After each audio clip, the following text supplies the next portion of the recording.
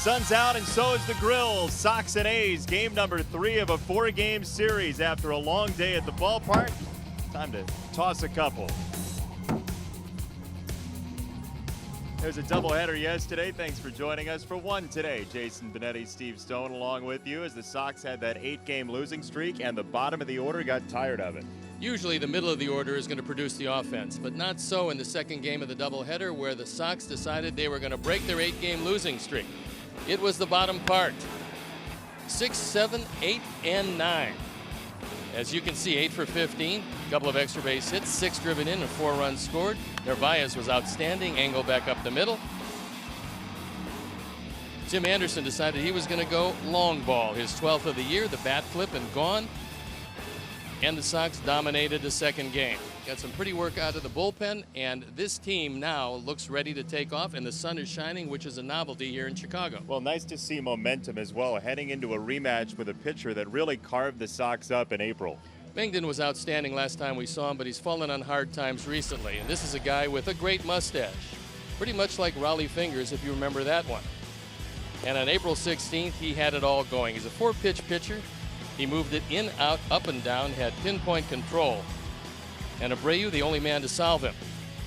Dylan Covey has been terrific at home, 2-0 with an ERA below 1.5 in 3 starts. As you can see, he's much improved, so coming off a fine Lucas Giolito performance in the second game last night, we're hoping for more of the same here today. Sox trying to guarantee themselves at least a split with a win in game number 3. Grab your gloves, no matter what the size. Tiny one, big one, hopeful one, because they may be headed out to the bleachers. We'll find out. Sox and A's after this.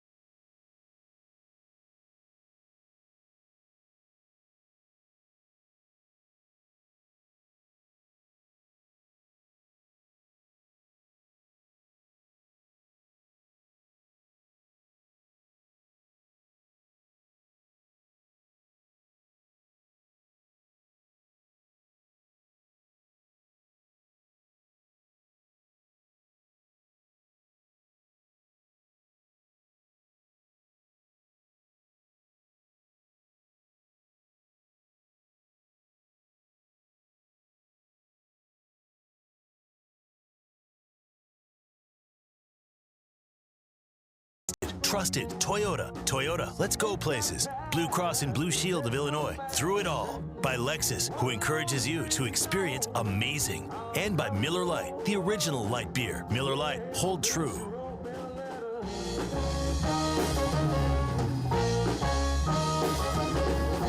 I don't care how much I gotta spend. 'Cause I'm gonna find my way back home again. Oh, Lord, days are gone. I'm coming home. Yeah, the baby's wrote me a letter.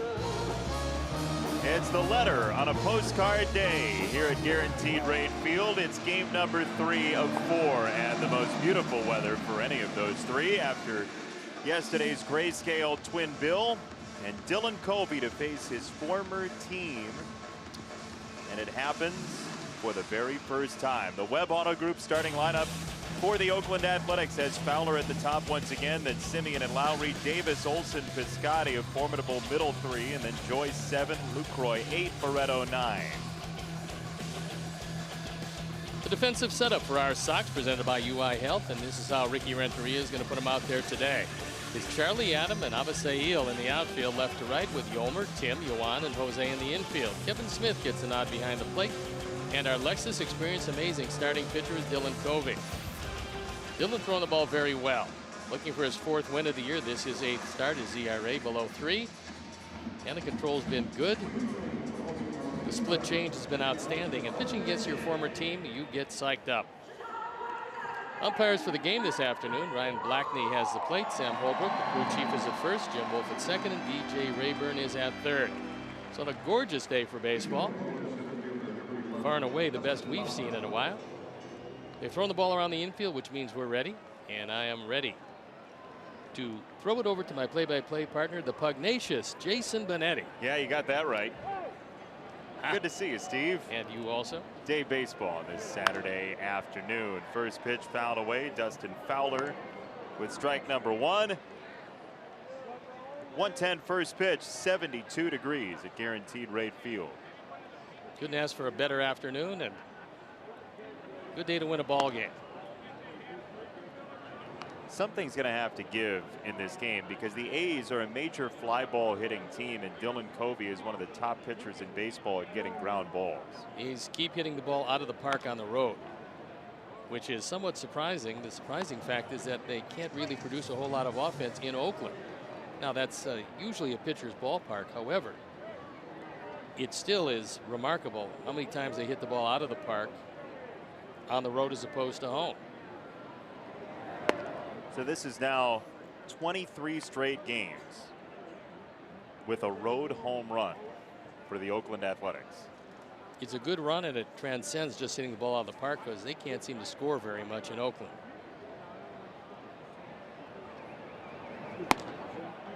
Up and out, 3 balls, 2 strikes on Fowler's 2 for 10 in the series so far.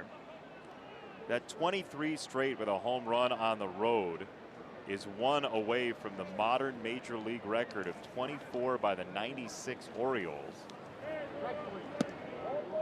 As Covey misses, it's a leadoff walk to Fowler. You'd have to figure Oakland came in with a game plan, and that is try to get to Covey early, because anytime you've got a sinker baller, he's most vulnerable in the first couple of innings. There you look at the total for Oakland. You're looking at Bob Melvin, one of the best managers in baseball. And we'll see if Oakland decides to keep him around. Well, Bob Melvin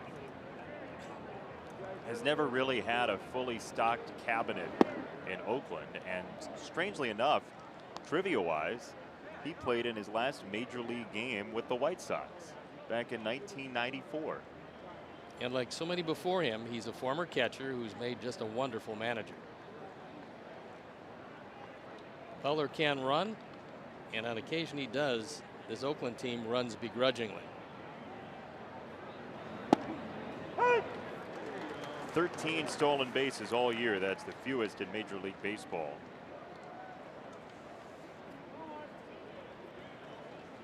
And if you hit the home run, why run yourself out of possible runs? Bob Melvin knows that his team is built on power. Even with Matt Chapman gone from the lineup, they still have plenty of power all the way around. Anderson, Moncada, double play. There's the ground ball machine. Dylan Covey, 2 out. You can throw sinkers. It really helps because you can get 2 outs with 1 pitch. And that ball was biting down and into Simeon. He couldn't do anything with it except a routine 6-4-3. And that takes care of the leadoff walk.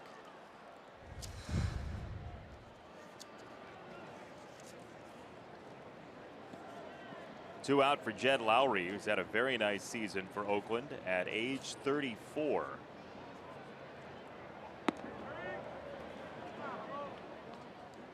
He's a guy that you would imagine if the A's do drop out of the race, and they're right now 10.5 back. If they completely drop out, you'd imagine somebody would be interested in his services down the stretch.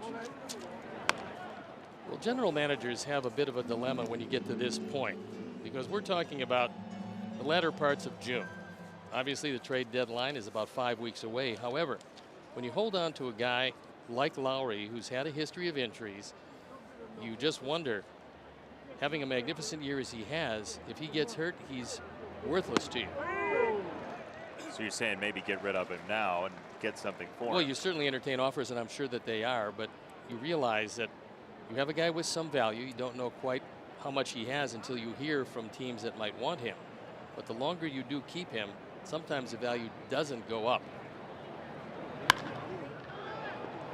Right side, fair ball. Abreu. Dylan Covey with a couple of balls on the old dusty trail to get out of the first.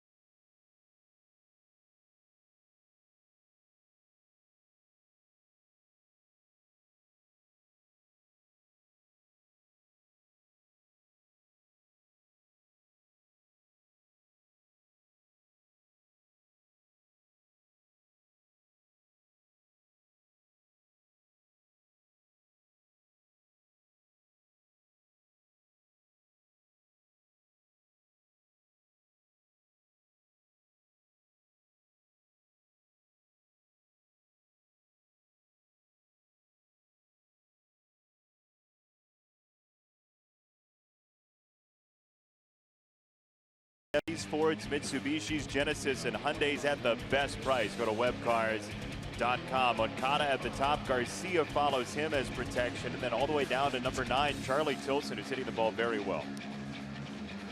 The defensive setup for the A's, presented by UI Health. And this is how Bob Melvin's going to put them out there with Joyce, Fowler, and Piscotty in the outfield. Lowry, Simeon, Barreto, and Olsen in the infield. Jonathan Lucroy gets a nod behind the plate. And our Lexus Experience Amazing starting pitcher is Daniel Mangum. Some of the best control in baseball. 6-6 with an ERA just over 4, just 18 walks and close to 90 innings.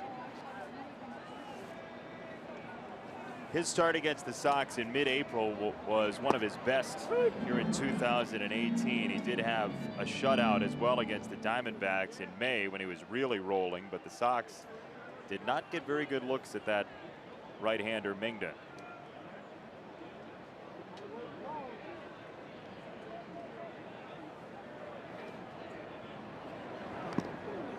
That hit him.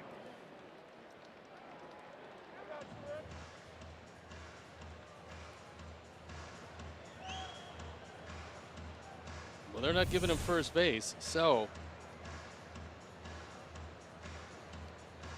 looked like it hit off the forearm, but I think Ryan Blackney said it might have caught the bat.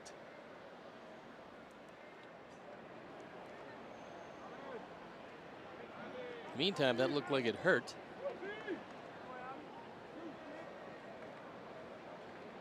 I think that hit his arm. Looked like it hit the wrist. It looked like it hit the back wrist, and it's the left arm. They're going to take a look at it, but in the meantime, they haven't motioned to first base.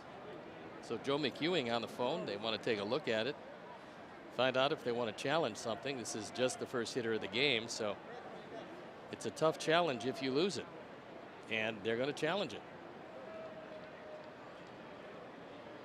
It's a really difficult play to challenge because you need enough visual evidence to overturn the call on the field. But I don't know how you can see that and definitively say anything. That's the fear.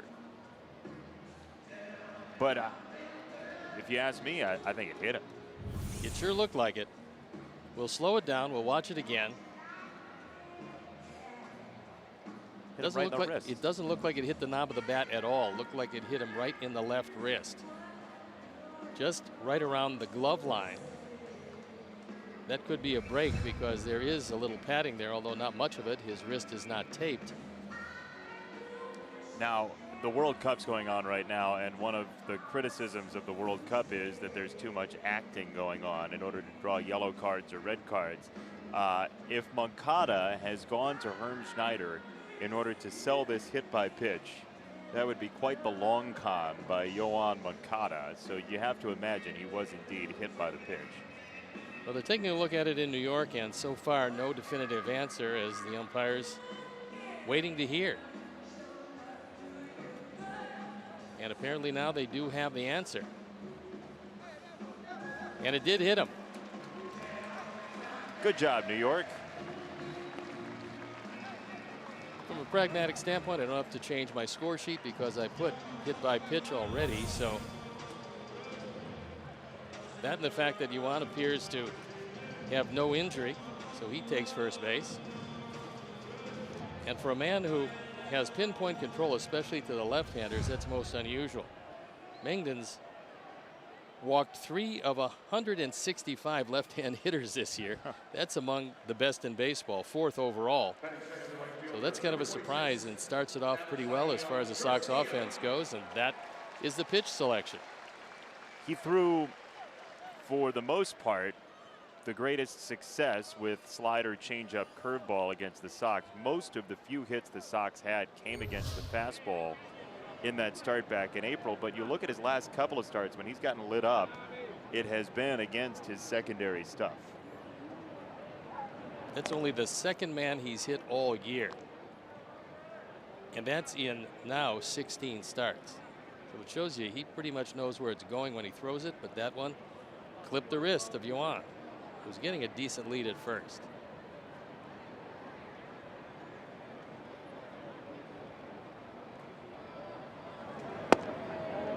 Avi takes ball 1. You may remember that the Sox back in April against Mingden had their best chance at a rally in that first inning. He gave up a leadoff single to Yoan Moncada, and then he walked Matt Davidson with 2 out in the inning. So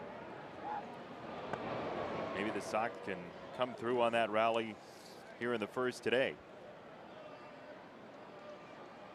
He has made 6 wild pitches this year, and that is second on the ball club in that dubious department. Only Mania has made more with his 7.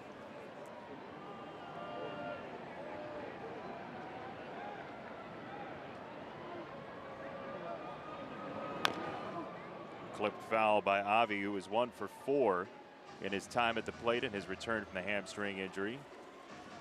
Sox against Mingden by pitch on April the 16th. You see the 286 against the 4-seam fastball on 63 of them, but only 2 hits against everything else.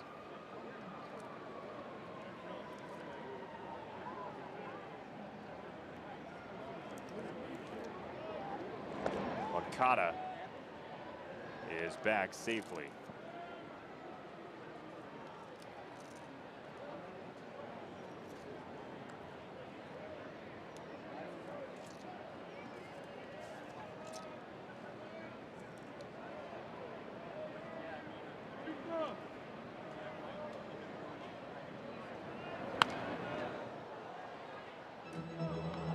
One and 2 for Avi Garcia, who was 0 for 4 against Mangum.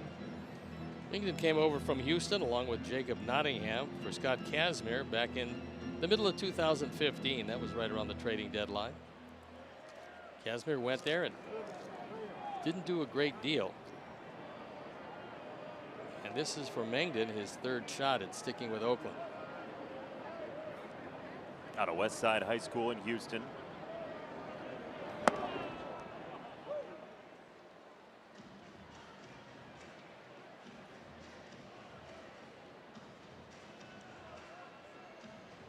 He is the only major league player ever out of West Side High in Houston. Some A's fans and a Michigan State Spartan fan wearing the right color. If your friend doesn't like your team, at least make sure they're wearing the right color. Line pass third into left. Good start today for the Sox. 2 on, nobody out.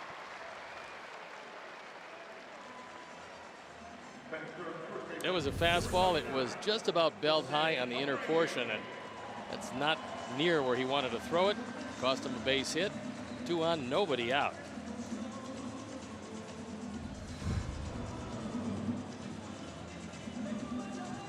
And Jose Abreu, who's looking for his first hit of this series. 27 doubles to go along with those 11 home runs. That's second most in Major League Baseball.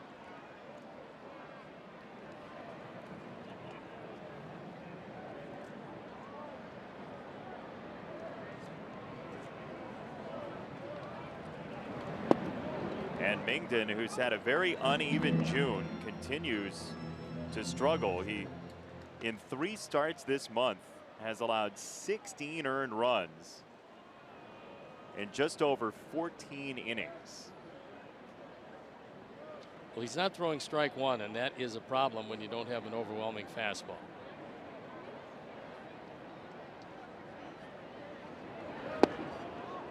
He goes away from the fastball. 1 ball, 1 strike on Abreu. So month to month, 468 in March and April. Best start those 2 months against the Sox. Then May, he was dynamic. In June, he's fallen on some hard times. And the home runs continue to rise drastically.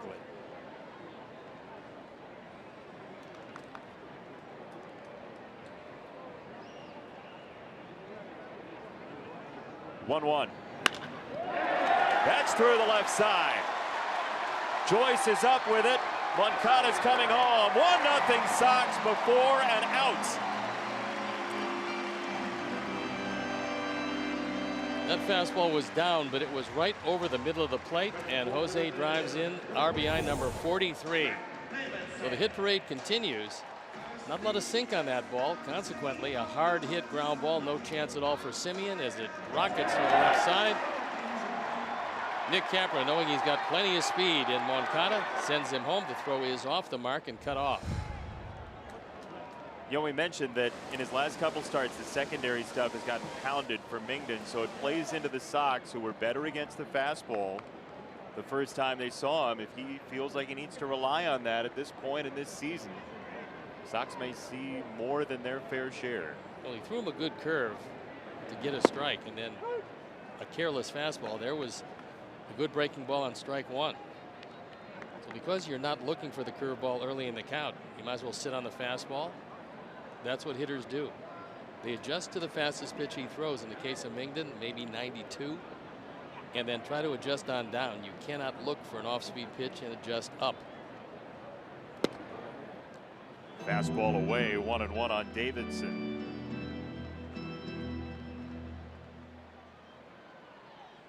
Outfield dead straight away. Infield bunched in the middle.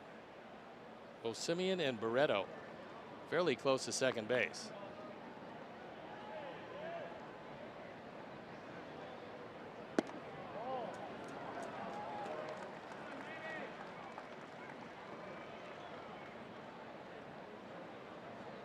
Two and one to Matt, the team leader with 13 home runs. Also the team leader with 33 walks.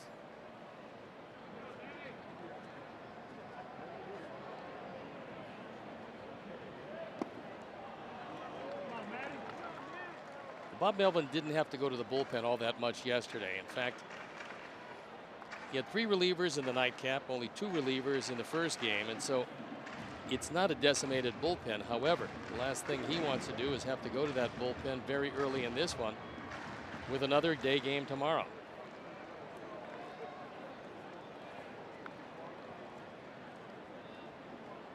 Three balls and a strike. Way upstairs. You would think Scott Emerson would be coming out here, even with Lou Croy going out to talk to Mangum, and there he is. Well, with this first inning, you might imagine Lake and Palmer could be coming out to talk to him as well. It's now time for Old Dominion bringing their best, and the Old Dominion bringing their best today is the Sox catchers, Narvaez and Smith. Since the beginning of this month, have really started to heat up.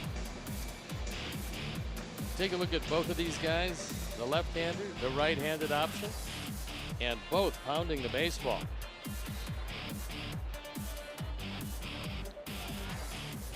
So with the bases loaded, nobody out. Emerson has his talk, and after a pitching coach goes out there, what you're thinking about is first ball fastball. Thinking he's going to try to get ahead. You know, that was in the conversation. So hitting a robust 390. 16 for 41. And most of it's been to right and right center field.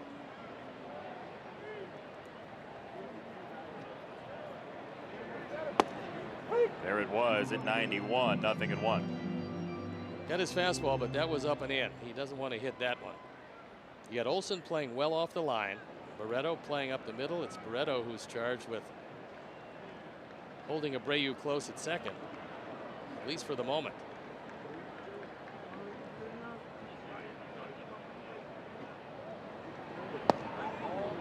Too far in, 1 ball, 1 strike.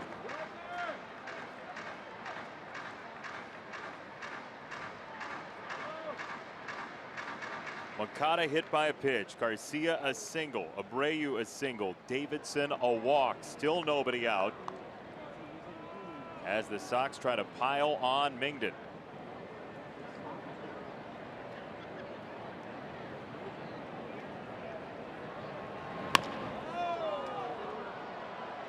Simeon at short, gets one. Turn is late. Sox get a run. Oakland gets only 1 out. It's 2-0. Slow chopper to the left side, and Kevin hustling down the line gets the run batted in, his 5th. Tough to turn 2 on this one, even with the catcher running. Simeon to his right. The throw is good to second, but Barreto cannot get it there in time despite having a good arm. He is a shortstop by trade. It didn't help him there. So Yolmer Sanchez with an opportunity to light up the scoreboard and try to put this one early, further away from reach.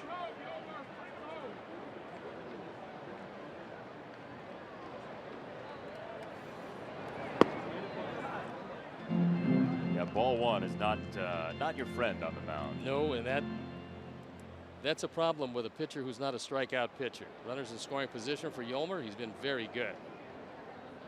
And he's been pulling the ball into the right center field gap. Despite that, Fowler is playing a couple steps left to center. So there is a hole in right center.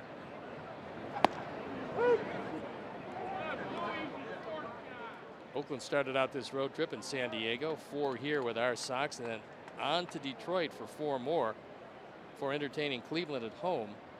So it's a streak of 13 straight, interrupted by the rainout and the off day. But still, they don't want to decimate that bullpen.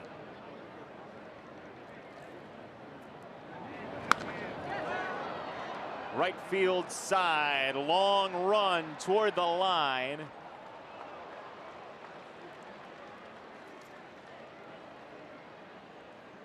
One and 2 on Sanchez.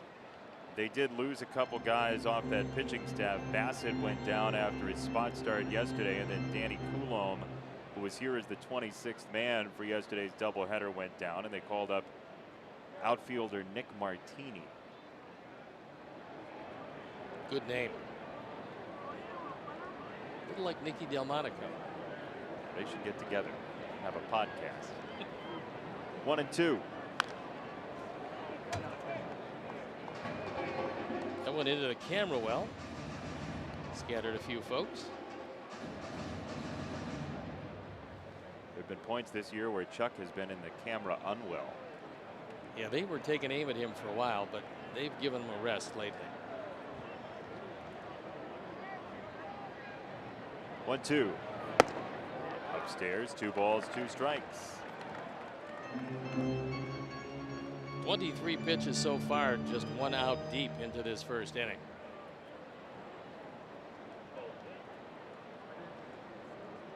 $11 balls, 12 strikes. He hit Moncada. He walked Davidson. And now Mangum to Sanchez, 2-2. Right side, Olson comes home. They have Abreu caught up. And Jose doubles back toward the plate and allows the runners to advance to second and third. So Smith to third, Sanchez to second. That one pivot by Abreu gets a couple of bases. That was really a good job by Jose because his job is simple. It's a contact play, so he's running anyway. Olson throws home, and then Jose's sole job is to make sure he stays in the rundown until the runners can move up 90 feet each. He's able to do that, and both runners move into scoring position. So when you're hung out to dry like that, you only have one job. He was able to accomplish it, and a nice piece of base running. And he's telling him to move up, which they did. It goes 3-2-5. While being pursued. Abreu Yes. with the signal. And here is the birthday boy. Tim Anderson turns 25 today.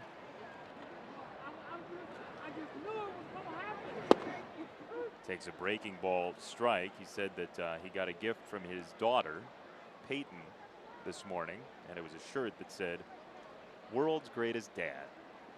Well, that's awfully nice, but I think he was looking for the spaghetti and Italian sausage. Well, he didn't get that last night. He is +1 though. He said he's kind of banking it for a rainy day. Whenever Tim Anderson, if he didn't join us yesterday, whenever Tim hits a home run, he gets pasta from his wife Bria. Hit that ball awfully hard too. Wonder if he gets extra sauce for the bat flavor. Hadn't hit a home run in a while, so he was a little extra exuberant. Well, he said this morning that he was just trying to help the bat boy out, get it closer to the dugout.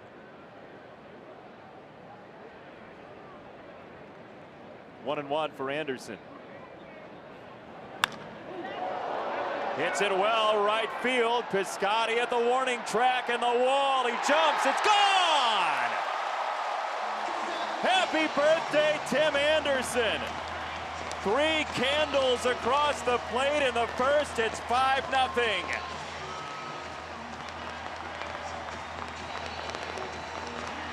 Took Tim a while to get number 12. It took him 1 at bat to get number 13.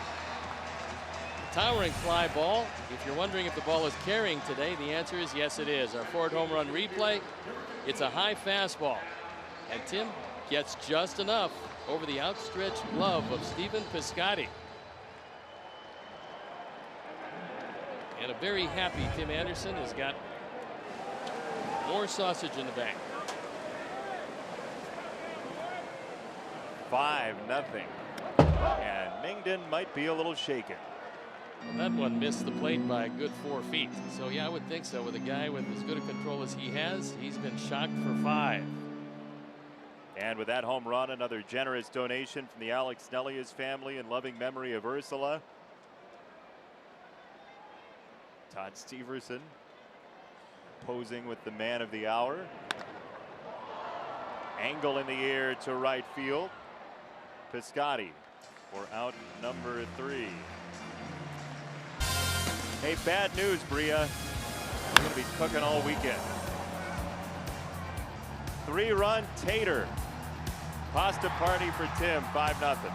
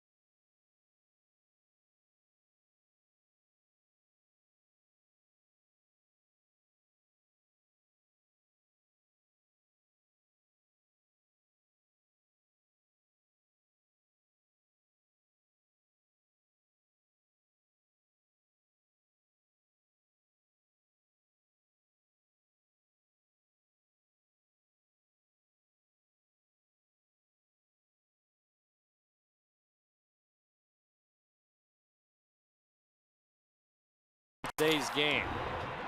And we'd like to welcome all our viewers and our friends watching on Bernard Telephone in Bernard, Iowa. I remember him. You meet him? Yep. Good guy. Little known fact, Bernard, Iowa is where they filmed Weekend at Bernie's. Really? No? No.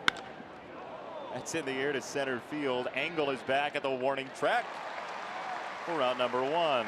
Hey, Chuck Garfine. Hey there, guys. You know, when the White Sox traded Chris Sale in 2016, that was the official start of the rebuild. And ever since that time, the goal has been to amass as much talent as possible wherever you can get it. Well, 2 days after the White Sox made that Sale trade, they picked up in the Rule 5 draft a pitcher left unprotected by the Oakland A's by the name of, yes, Dylan Covey.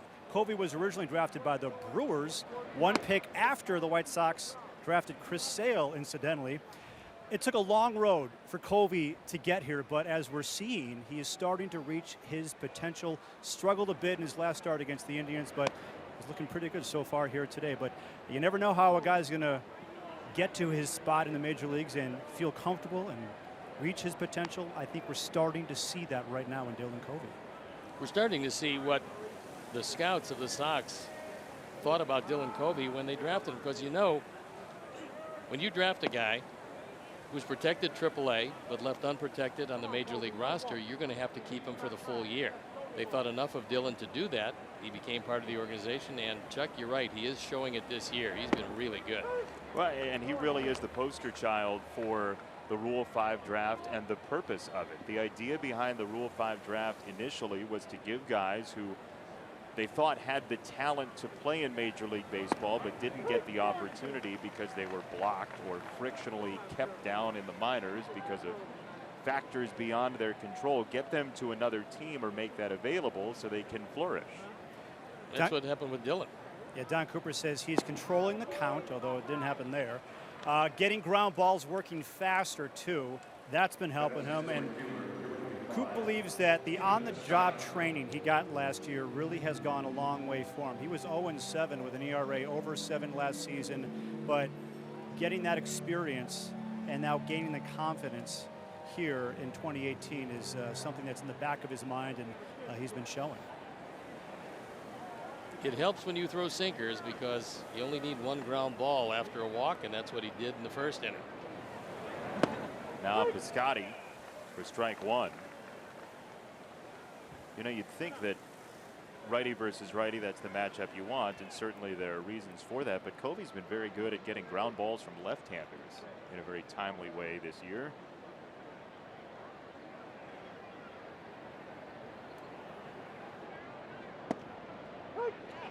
Smooth catch for strike 2. Also, the velocity this year is a whole lot better than it was last year. We've seen 95 and on occasion 96. But sinker probably works better at 93 and 94, however.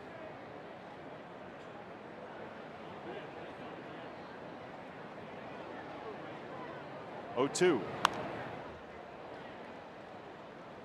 Dylan Covey has seen Cleveland 3 times. They got quite a few sinkers again. He mixed in the sliders some in that last start, but 3 of his starts have come against the Indians, and they have more than half of his runs allowed this year. Well, that team can touch you up. That's a good offense with all the switch hitters. You don't get really an advantage one way, or they're not locked into any type of lineup. They look different to every starting pitcher. Fouled off of Piscotty. Indians are starting to put a little daylight between themselves and both Detroit and Minnesota. They lead Detroit by 6. They lead Minnesota by 7. That's only going to go up as the Indians have won 5 straight games. You'd have to figure it's not going to take long, probably by the trading deadline. They're going to pretty much make a shambles of this division. I don't think anybody can hang with them. He scored 10 runs yesterday on 8 hits. Center field, angle back, warning track, wall, and Piscotty cuts into the lead.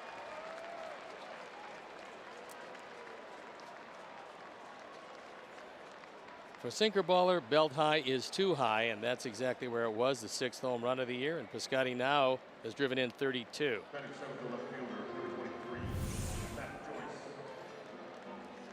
That looked like a rolling breaking ball. Forward home run replay right in the middle of the plate, and Piscotty gets most of it.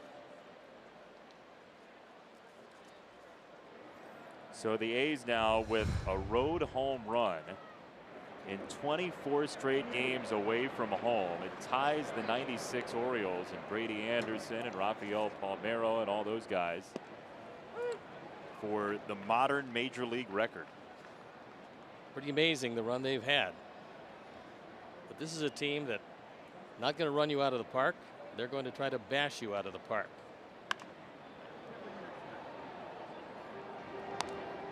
Top 5 in Major League Baseball in home runs. They're just a 500 team at home. Not that they're dominating on the road, but it's unusual to see a winning record. 19-17 on the road.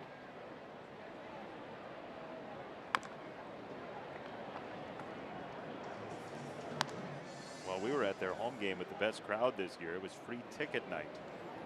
Yeah, that usually will do it. Give away free tickets, you can get them to the park. 46,000 people. That was fun. It was noisy. Oh, he's in their minor league system. Sheldon Noisy. Very good. Yeah. He was at the park that day.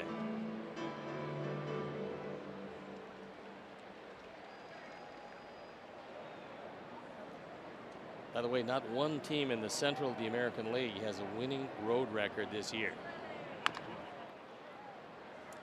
Tapper, Moncada with the play for out number 2. Your 2018 Chicago White Sox are presented by Guaranteed Rate, your home team throughout the season and the official mortgage provider of the Chicago White Sox. Get started today at rate.com.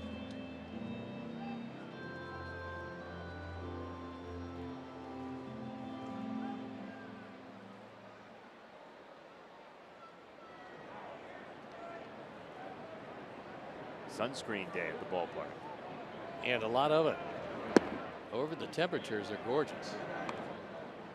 72 at first pitch. A beach day in the ballpark. And a movie day after the park, after the game, in the park.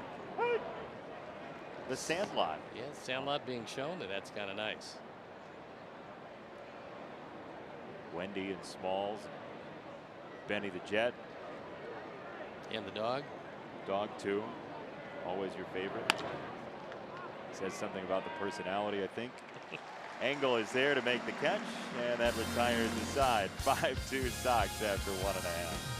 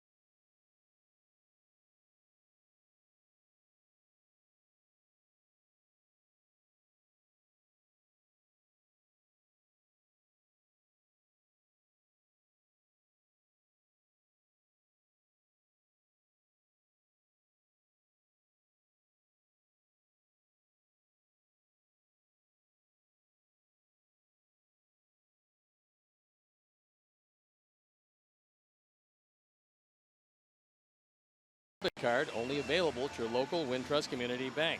Go to wintrust.com/Sox to learn more. Wintrust Community Bank, member FDIC. It's actually logging into his bank account right there. You never know when you need a loan. Pick up another cotton candy or two. I like a low interest rate loan for a couple of purchases at the ballpark. You didn't say low interest rate, did you? I did. No. Why?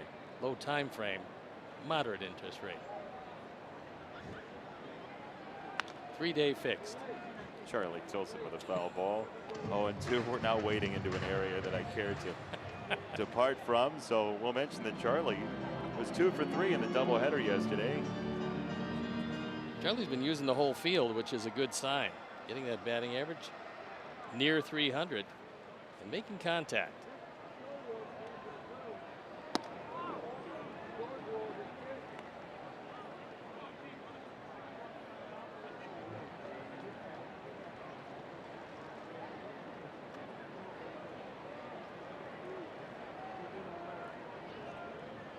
One and two. Broken bat dribblers. Simeon's got to hurry. Charlie is out. Very close at first base. Darryl Boston looking in to see if they want to take another look at it. Charlie is not quite sure that they got him. The broken bat slowed the ground ball down. No chance at all for Mangum, who falls off the mound to the first base side. Solid throw. And it looked like they got him by an eyelash at first base.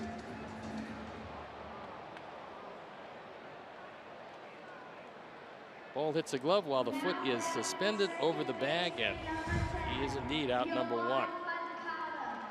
Close call, right call. Sam Holbrook over at first. And Yohan Moncada bats with a 5-2 lead.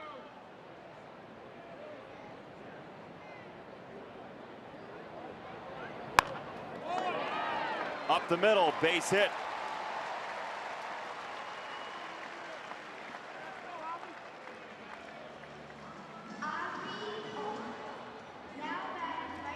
Chuck Garfine, what you got? Well, I got this. Yesterday, Yohan Moncada in the doubleheader hit the ball hard just about every time he hit the baseball, but did not have any hits, had one hit to show for it. So I asked him before the game, did that frustrate you? And he says, you know, I can't get frustrated on a day-to-day basis.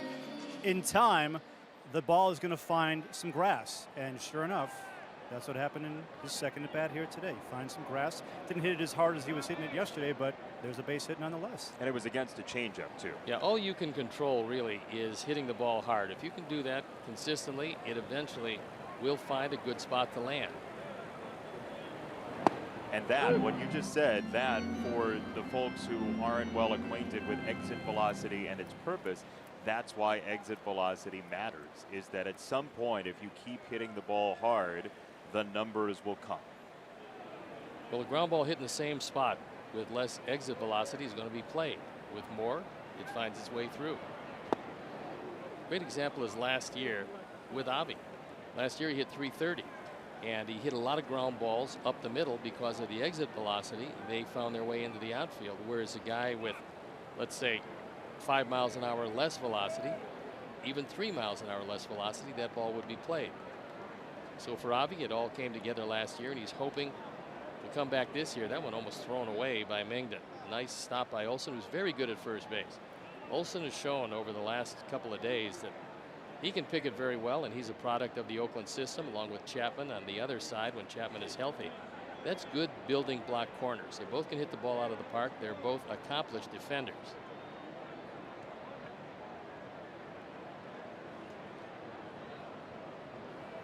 And Steve, Avi actually agreed with you about what you said on the air yesterday about him needing basically, well, he's not going to get a spring training, but he was out for 2 months, expecting him to excel, not making excuses up for Avi Garcia, but expecting him to excel right off the bat. It might take some time for him to feel comfortable at the plate just because he had 7 rehab games and now he's back here in the majors after 2 months off. It's not that easy. No, it certainly isn't, and he's got to get that stroke grooved again, get back to where he was last year, and the feeling that he had, because last year when he hit 330, you get a feeling you're going to get a hit each and every time up. Breaking ball stayed in the zone for a while, and Avi sprayed it foul. But you're talking about Olson. He actually came into today as the leading wins above replacement first baseman in the American League. Abreu is leading the vote getting for the All-Star game, and rightfully so with his numbers, but Olsen has snuck in as the WAR leader over at first. He's just a really good player.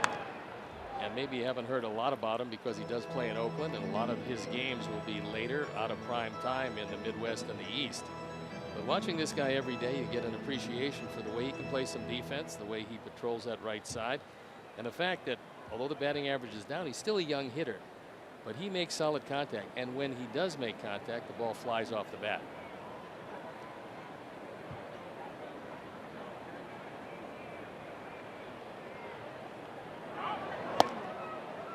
Strike him out, throw him out is not going to happen. Moncada kicked it away. Stolen base for Yoan, 2 down. We didn't see a lot of Moncada running when he had the hamstring issue and just when he came back from it, but he's capable of swiping 40 bags. This throw into the runner, and Lucroy got rid of it quickly. No chance to get him at second base as Barreto trying to make a quick tag, but no chance for him as Yoan swipes it.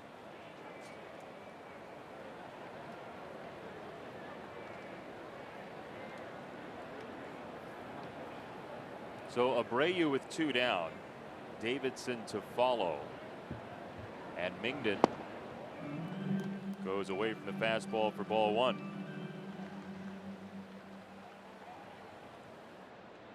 First time through the order, he was exclusively, with the exception of one changeup to Tilson, he was exclusively fastball slider. And that didn't work very well. It cost him 5 in the first.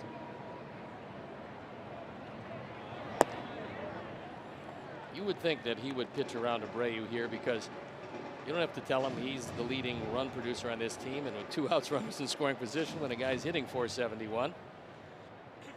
You got first base open, you might as well pitch that way.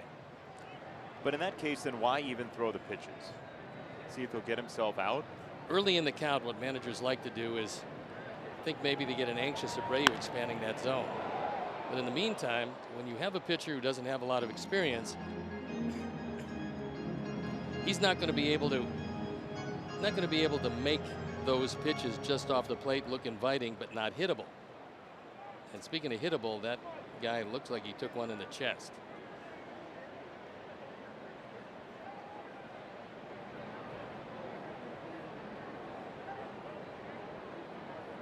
Two and one. In the air, right field side. That's why you throw the pitches, I guess. Piscotty is underneath, and that'll do it. To the third with the Sox leading by 3.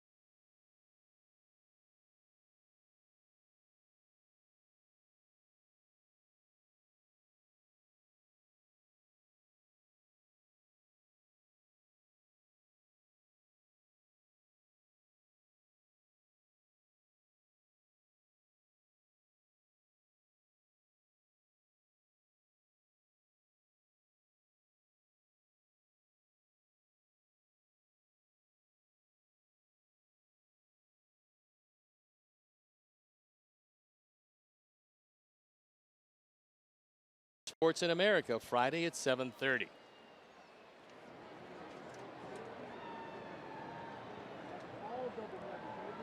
Great day to walk around the concourse, enjoy a drink.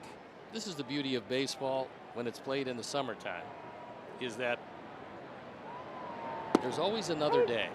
You have a disaster in the first game yesterday, you make up for it in the second game, but you know you're coming out tomorrow, which is actually today, and you get a beautiful day. It's a great day at the ballpark. A lot of people in the bleachers, a lot of people enjoying this one, and an early lead. Okada to first. Bleachers and Brews is back by popular demand, and new summer dates have been announced. You get 1 bleacher seat and 2 beers for just $22. 21 and over, valid ID required. Bleachers and Brews presented by Budweiser. To purchase tickets, visit whitesox.com/brews. Bring all your burner phones. Look, I know there are some folks who look at the record and say, well, 25 and 50. What's there to play for? That's something that has rolled around in people's minds. And there are 2 reasons for me, one of which you were just talking about, is you come out to the ballpark and the sun doesn't care about the record. The food doesn't care about the record. The camaraderie doesn't either. And then there's the improvement of guys like Dylan Covey, who really is the guy to shine a spotlight on in terms of taking time over the course of a rebuild, and having somebody who last year when he was a major league greenhorn couldn't really get many people out. He had an ERA over 7, and he suddenly becomes somebody that you cherish when he comes out to the mound. Past Anderson, Fowler a base hit. Well, here's what happens in not only a rebuild, but when you deal with young players, regardless of where the team is at any given time. Let's view it in the framework of building houses, because right now a lot of television shows with flipping houses, you see houses in their worst state, and then you see them slowly through time release video come together, and they're beautiful. With young players, they've got to start someplace, and it doesn't matter what happened in the minor leagues, they have to get adjusted to the major league game. And so it's like that house that starts from the ground up. At first it doesn't look too good, and it doesn't look too good for a while, and eventually you get to the point where it looks better and better, and that's what's happening to the young players. You can't have a guy like Dylan Covey start with this year. He has to have last year and build on that. Same thing with Moncada. Look, he's struggling right now, both offensively and defensively, but every day he gets a little bit better. You might not see it because in time-lapse photography, you actually don't see it right away. That's hence the time-lapse photography. That's what a Major League Baseball season is all about. Give him the at-bats, give him the reps defensively. Just from the first game last night, which was just awful for him, but to the second game and today, he looks more comfortable over the ground balls. And you know, the coaches are working with him on a daily basis, going through everything that he needs, the anticipation, and just telling him, look, anticipate every ball coming to you so you're not surprised by anything. Okada spins it to second, and Anderson on the leap cannot hang on. Now they're going to say he's safe, but now the Sox tag him out. Oh my goodness, Fowler was waved safe, wandered off the bag, and was tagged out for out number 2. And hopefully Tim is okay, because Tim was thinking about 2 before he got 1. It's a great play by Moncada, and Tim flying across the bag actually took himself out. Fowler goes in a clean slide, and Jim Wolf says, yeah, you're safe. Well, Fowler didn't see it that way. In fact, he didn't see it at all. Anderson misses it, goes up and over, the ball trickles away.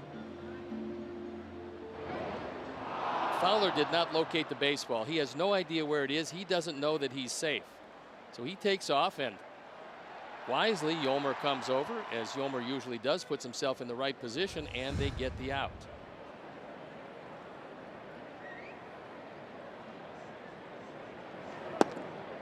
Well then. So it's assist to Moncada. It's E6 on Anderson. That's a play that should have been caught but wasn't. Again, thinking about 2 before you get 1, he got to the bag too quickly. And the rule of thumb for middle infielders, come to the bag under control. Tim didn't, but Yolmer bailed him out.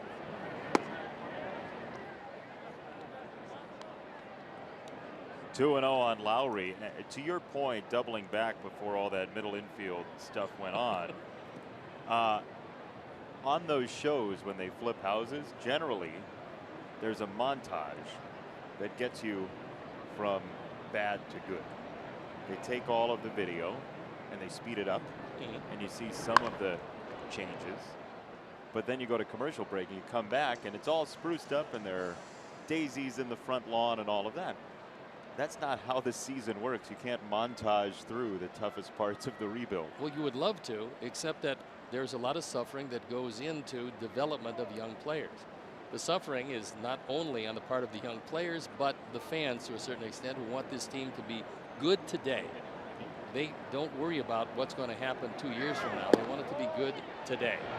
Go to second on one hop is not caught. And Simeon with a stolen base. And that's not even to be critical of anybody who thinks that way. That's what fandom is about. We and everybody else understands that. It's just not possible day in and day out at the moment for the long prize. Well, look, there's theoretical and there's reality. Yeah. Theoretically, you understand the rebuild. In reality, you want it to happen today. That's not how this works. And so you see guys develop, and what's nice is to envision the finished product. You never really know how it's going to look, but you know it's going to look better than it looks today. And so you look at Moncada, who has a hit in this game, and that hit came off a changeup, which has been his kryptonite so far. Not only a hit today, but he's stolen a base, and he made a very good play pivoting to go to second base. The fact that it was not caught was not his fault. He cut down the lead man, which in that situation is all you can do. Throw to second. That's a big lead and safe. The throw was good. Anderson got there. Marcus Simeon, who is a shortstop, was kind of surprised that Anderson was at the bag. But that's a daylight play. Shortstop goes to the bag, and then the throw is pretty close. I mean, he got the leg in before the tag, Jim Wolf on the call, but well done, and that'll shorten up secondary leads.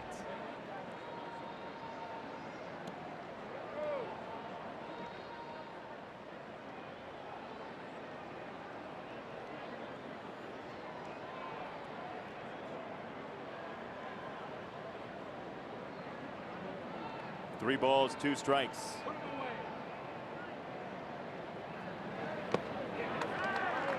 That is tipped in and out of the glove, so Lowry stays alive. You know who would have caught that? Connie Mack. Because of his suit? No, they changed the rules for foul tips because of him. Because he was so good at catching them. Previously, on a 1 strike or 0 strike foul tip, if you caught the ball, that was an out. Like that. First strikeout for Kobe. To your point on development, one thing with Ricky on how to bust a habit after this.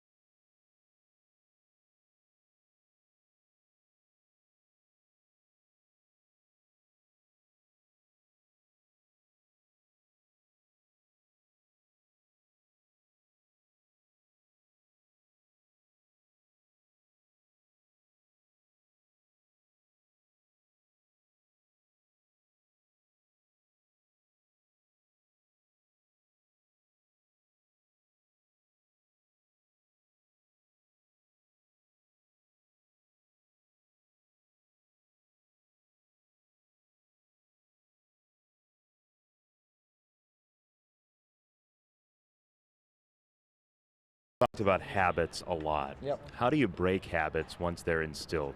It's a matter of following a new routine, making sure that as they're doing out there right now, they're on the field trying to get themselves to field ground balls. Really force yourself to approach before you're even doing physically in the mind what you have to do in order, for example, fielding ground balls as opposed to fielding balls off to the side. There are plays that will be made off to the side, both backhanded and forearm side, that are put in that position because the ground ball speed and angle is going to force you to do that. But there are balls that you fundamentally have to be able to surround, get around front. And I think it's just a habit, and you have to commit to it. It's actually an attitude. It's a mind change.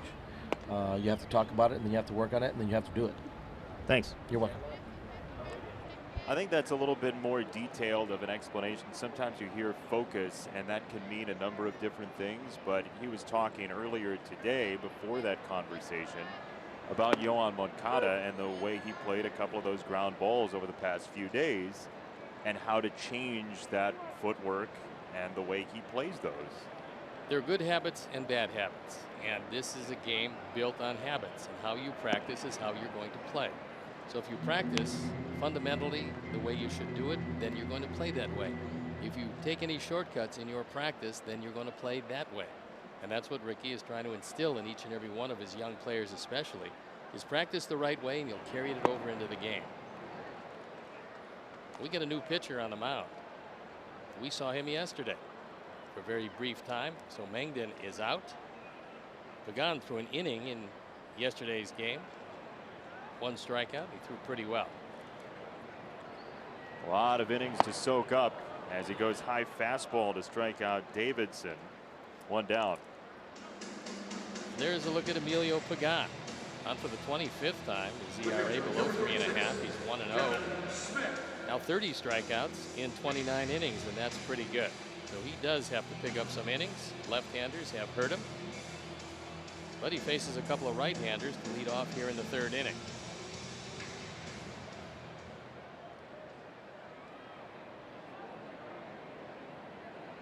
Came over in one of the many trades by the Mariners in recent years for Ryan Healy as this ball goes sailing just around the down arrow for Kevin Smith. It's a 1-out double for Kevin. And just about the time you think Kevin only uses right and right center, he gets a fastball. It was middle out, and he juices it. No chance for Joyce on this one, as this ball is hit awfully hard. 1 hop against the guaranteed rate sign, and it bounds away. I think Kevin Smith wants to stay here. He looks like he's got some pent up couple of months worth of get it out of his system. He's swinging it real well and making contact most of the time. You make contact enough, good things happen. But Steve, it's the game of the strikeout now. Except for him, he's fanned 3 times in 43 at bats. That's it.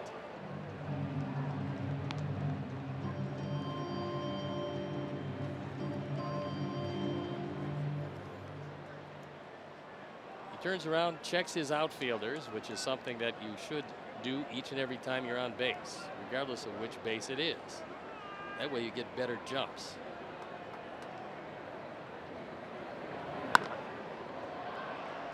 High in the air, right field, and Piscotty.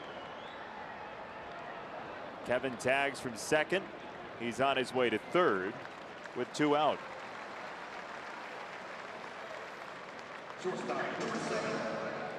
Connect the dots there on better jumps for those who are uninitiated as to why you'd look at the outfielders and get a better jump because of that? Well, first of all, you should check them on every pitch, because sometimes they will move pitch to pitch depending on the count. But if you know where they are, and a guy, let's say you look at the center fielder, he's shading toward right center field. You look at the left fielder, he's playing straightaway left. If a looper comes to left center, you know there's nobody there because you've seen them ahead of the pitch. Now the next time you look, because maybe on the pitch, let's say it's 2-0 count, he's going to shift more to the pull side. So then the same looper, you can't take as many liberties on your jump.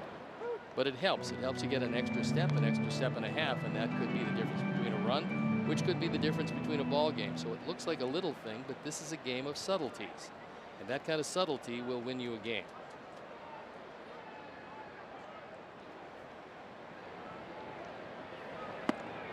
Tim wasn't much for subtlety his last time up. It was very caustic wit.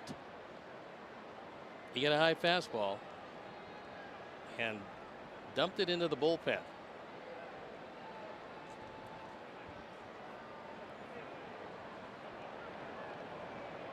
Different pitcher this time, Pagan. Got a check swing. He did not go, and here it is from earlier.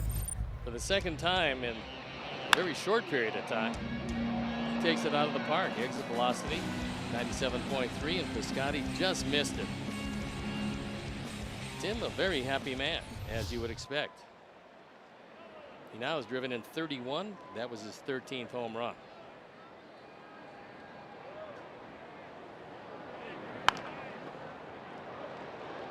Simeon at shortstop. Full out number 3. Smith stranded at third.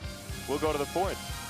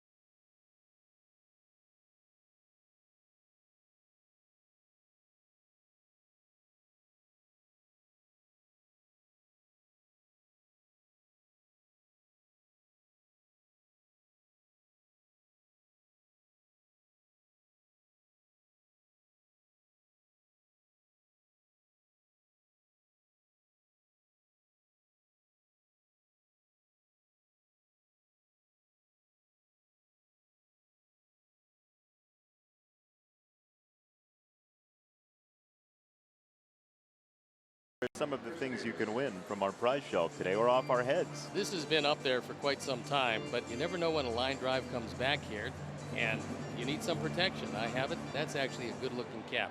You should adopt that style. This is a giveaway today. Yeah, it is. So you can have one if you win Sox Math. If you're quick enough, smart enough, and accurate enough, you might be able to win one of these fine gifts, and that's what the shelf looked like before we deconstructed it. I really like these hats from today.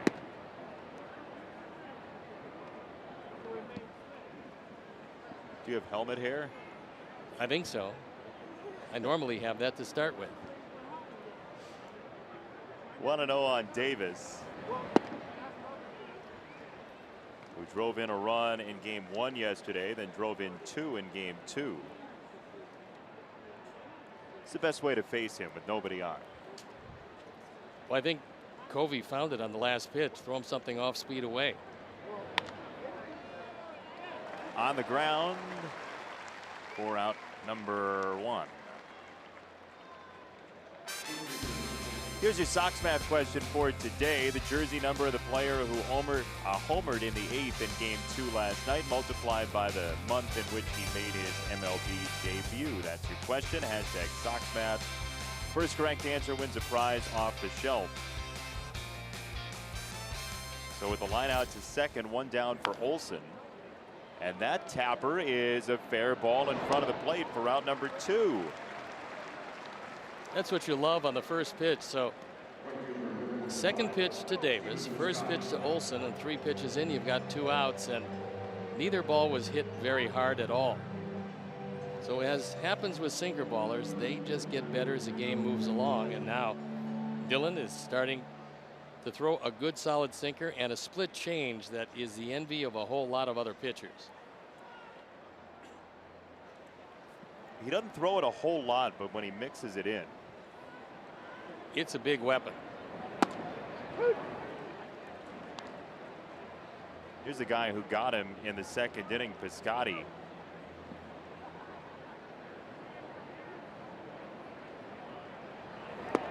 A two-run homer, providing the only offense for Oakland so far.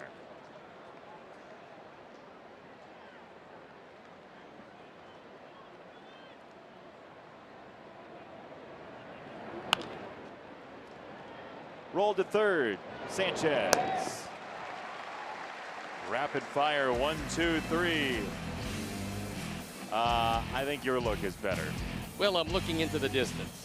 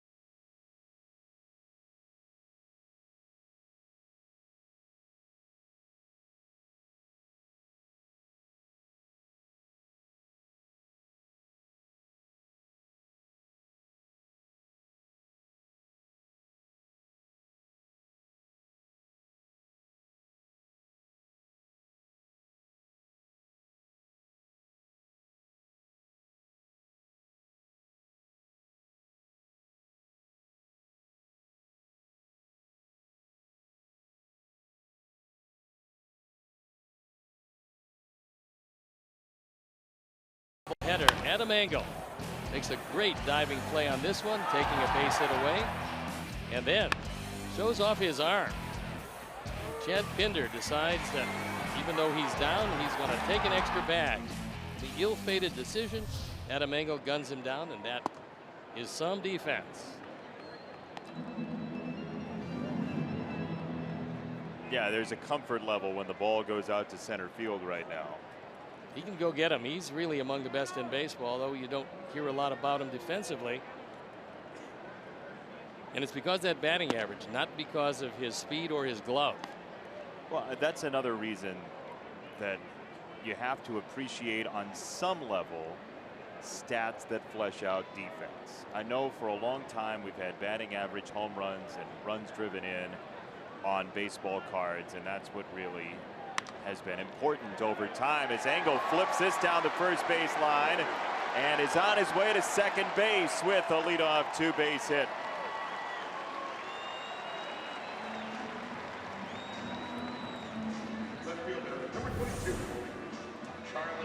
He catches this one off the end of the bat. This one is a good 6 inches off the outside corner. So good coverage, no chance at all for Olson. And as this one squibs into foul territory, Adam Engel is off to the races. And now Charlie Tilson has a decision to make. If he thinks he can pull the ball from Pagan, then by all means swing away.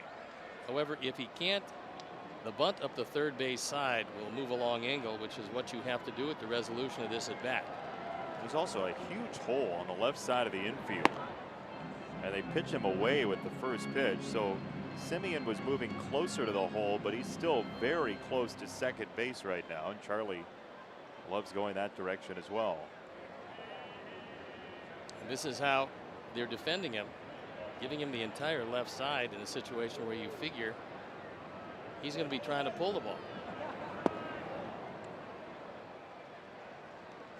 To the point that I was making before the double, you have defensive stats, and now you don't have to rely on offensive stats to decide on your Gold Glovers. For too long in this game, we were deciding on Gold Glove winners based on what people did at the plate. That's absolutely accurate. I mean, that's what it's been for a long time. And now, not so much, although they still factor in the offense. Which is ridiculous. It should Seemingly. be 0% of who wins Gold Gloves. 0. When you become king, you can change the world of baseball. All you have to do when you're voting for Gold Gloves is take out the offense from your thought process. That's all. It's really not hard. Yeah, it is. Why? They're separate skill sets. They are. I'll agree with you there.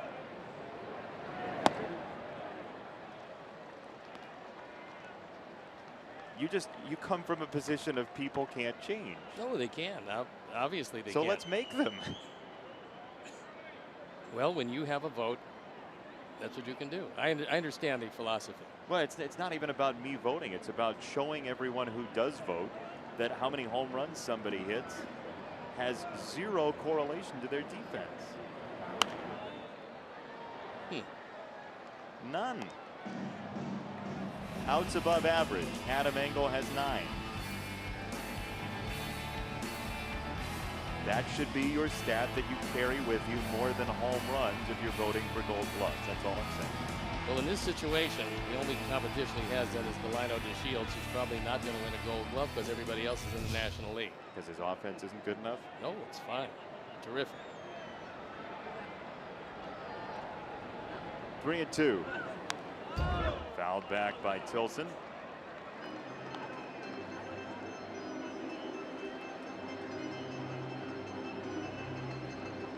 There's Moncada, who's next.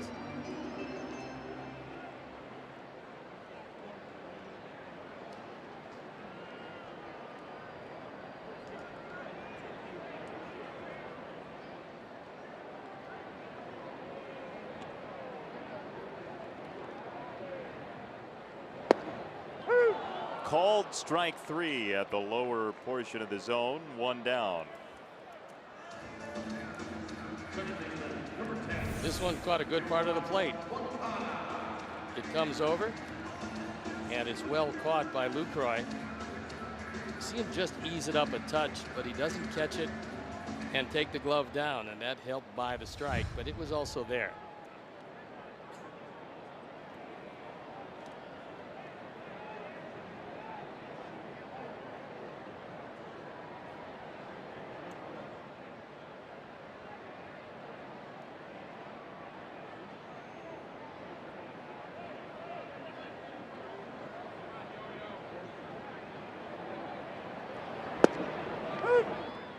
Strike 1 to Moncada, basically a carbon copy of the location he got Tilson on.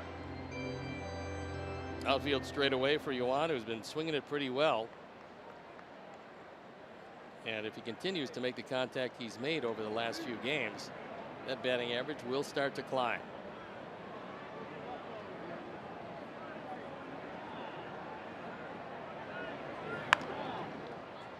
Fouled into the dugout. 0-2.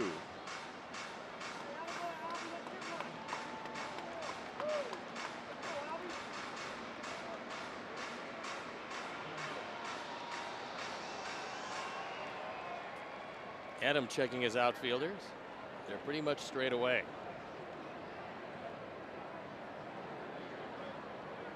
Joyce normally with a very good arm, although he has not been accurate in this series so far. And he's in left field. Sox have been willing to challenge this outfield a couple times. I think that's one of the trademarks of this team in every aspect is err on the side of being aggressive.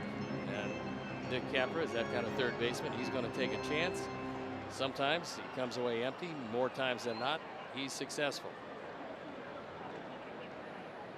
You see Joyce, Fowler, and Piscotty left to right.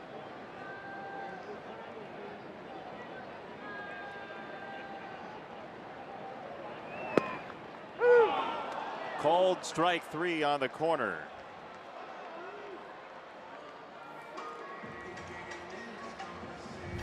Third strikeout for Pagan, and this one has just a piece of the plate. Again, well caught by Lucroy. He's done a nice job with his team. The batting average isn't what Jonathan would like, nor are the power numbers, but he handles a young staff and does a very good job of it.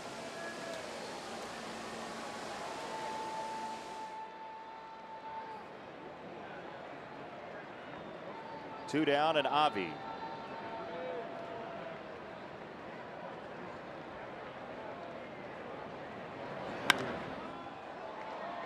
Right field, Piscotty running toward the line, still going foul territory, and Piscotty in the corner reaches up and puts it away. Nice play. Wow, Stephen Piscotty going deep to the fringe of guaranteed rate field, finds his way to out number 3.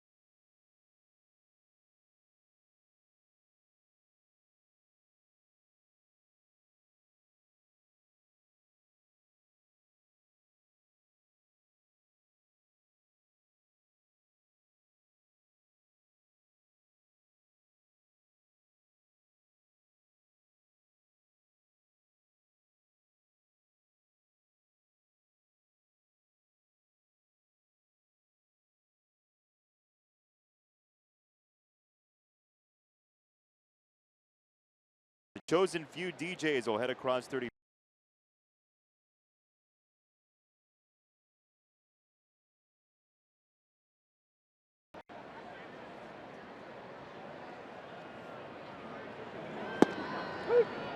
Lower part of the order due up here. Joyce, Lucroy, and Barreto. Anybody gets on, Fowler at the top. Just the one home run causing the runs for Oakland against Dylan Covey, their former compatriot. That's all it took. 66 home runs on the road, 36 at home. Somewhat remarkable.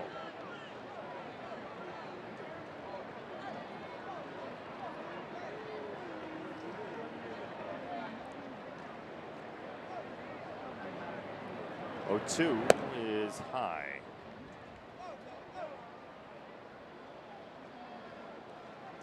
Two walks, one strikeout.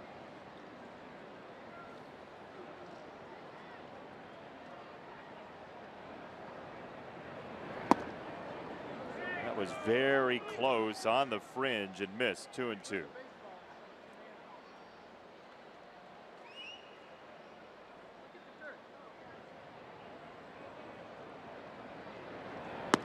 Outside 3-2. Covey so far in this game has more groundouts than flyouts, which is rare for Oakland considering they have the 3rd highest fly ball rate in Major League Baseball. That is ball 4, 3rd walk for Covey. Time now for T-Mobile Hats Off for Heroes, and Jonathan Lucroy is the subject, supporter of a couple of veterans organizations, more than 1,000 games in his career, and a 2-time All-Star with the Brewers. A lot of people feel that The biggest catching prize is JT Rio Muto of the Marlins, but he's going to be very expensive. Jonathan Lucroy, whose contract is up at the end of this year, probably going to be one of those guys that, if Oakland has no plans for him going forward, you're going to be able to get him a lot more cheaply than you'll get the Marlins catcher, who is probably an organization builder. Real Muto's a good one, very athletic catcher, and one of the guys you can probably keep around for a bit. Lucroy, however, a world of experience and a good man on the ball club and a great handler of young pitchers.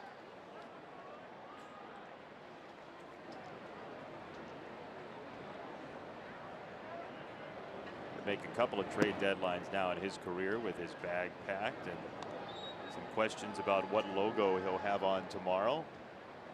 He nixed a trade at one point a couple of years ago at the deadline. Eventually that turned into Yan Gomes and Roberto Perez getting the lion's share of the time behind the plate for Cleveland. Worked out well for Gomes, who came over as a backup catcher and has now ascended the everyday job. And I'm not sure how Perez plays against any other team. I do know against our ball club he seems to get some big hits despite having a batting average in the low ones.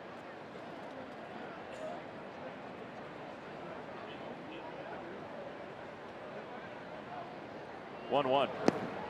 It's in the dirt, 2 balls and a strike. If you were trying to get a double play from Lucroy, where would you put that sinker? Well, now Ricky's going to come out, and they want a word with Dylan Covey to see if he's okay, and this is not a good sign. Anytime Hermie accompanies Ricky Renteria and they're talking to the pitcher, it is not a good thing, especially with the way Dylan's been throwing it.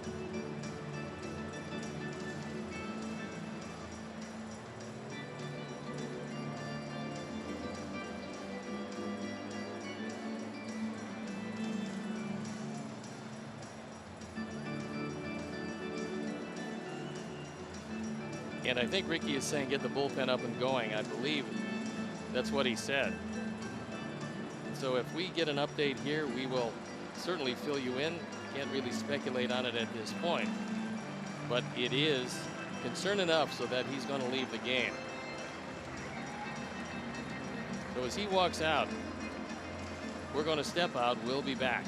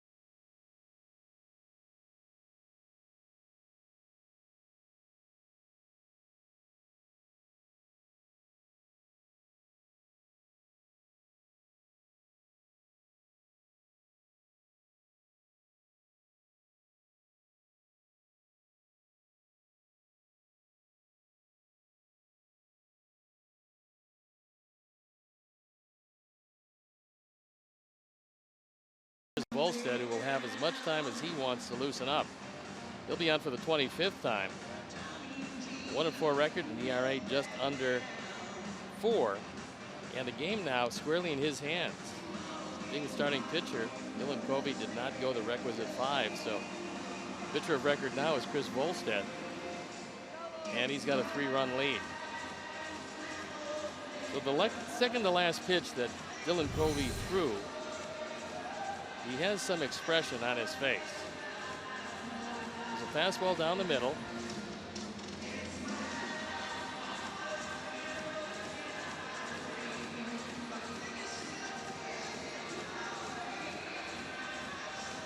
I think it was on the land on the right, if we're going to glean anything from why the grimace popped up, but we will see what the word is from the White Sox when we hear on his condition.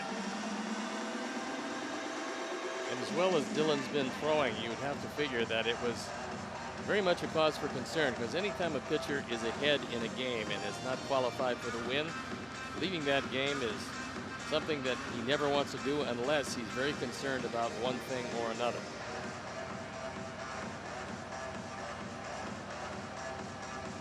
Don Cooper now talking over with Ricky Renteria about how he wants to stack his bullpen at this point.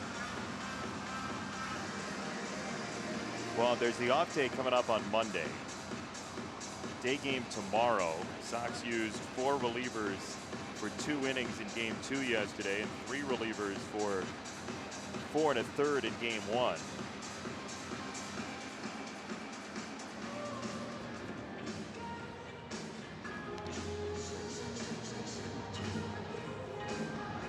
Well, you hope for Dylan Covey's sake and for the Sox sake that it's something not significant.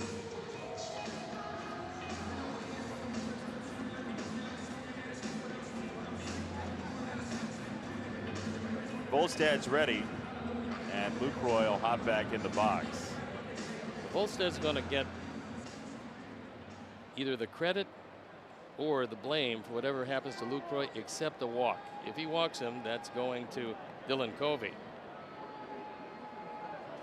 And also, Joyce is the responsibility of Dylan. But greater concerns at this point. Covey was throwing very well and was putting together just a solid year.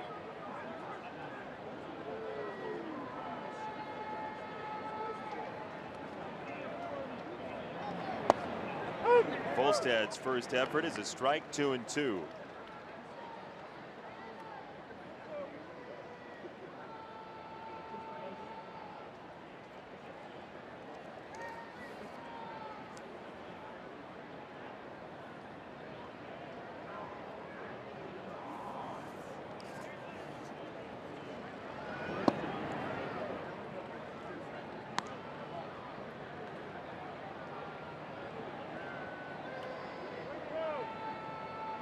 Joyce doesn't have much speed. And Lucroy doesn't strike out very much. So this would be a ringing endorsement for a hit and run to try to stay out of the double play. On the 3-2, there he goes. Pitch is low, ball 4. So that will go to Dylan Covey. 2 on, nobody out.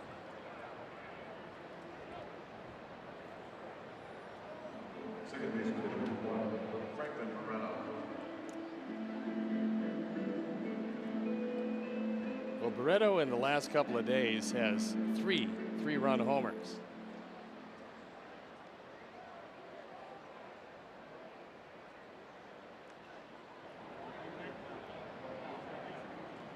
He's got 5 hits this year in the majors. 3 are those home runs. Nearly half of his career hits are extra base hits. As he takes strike 1. He is a big time strikeout guy, though. 27 at bats coming into this game, now 28 with the ground out in the 3rd, and he struck out 12 times. He's got only 1 stroke and leaves nothing to the imagination. Now, if Chris wants to, he can throw one out of the zone. He can break it into the dirt. Barreto is going to be swinging. If not this 0-2 pitch, then the next one certainly, because at this point he's a very young hitter, doesn't have a whole lot of plate discipline. No need to even really set him up, right? Just spin it there. I wouldn't think so. Downstairs and through. Matt Williams with the stop sign at 3rd for Joyce, and the bases are loaded in the 5th for Oakland. Way too close to a strike on the 0-2 pitch to a guy who has a nose-to-toe strike zone. And it cost him a hit. This ball has the middle of the plate. You saw where Kevin Smith set up. He wanted it outside off the plate. And Chris threw it down the middle. It loads them up. And Oakland has very dangerous offense. Dustin Fowler, who's been on twice and has very good speed. Joyce at third, Lucroy at second, Barreto at first. At strike one to Fowler.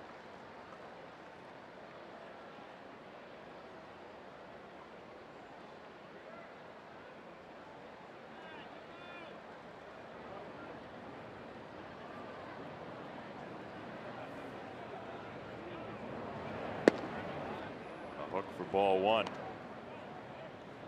So if you're Volstad out there, you didn't know that you were going to be coming into the game. What's the thing that you have to shake off the most? Well, it's already happened, and that is you don't want to get ready too quickly because you have all the time in the world, yet you see a whole stand that's full of people. Right field, Avi is there. Joyce tags and scores. Lucroy to third. The A's get a run, but it could have been more. Nice play by Avi Garcia. RBI number 14 for Fowler, and a fine defensive play. This is a hook that doesn't do a whole lot, stays in the middle of the plate. Fowler trying to go down the line, but Avi right there. So the run scored, and Lucroy hustles into third base.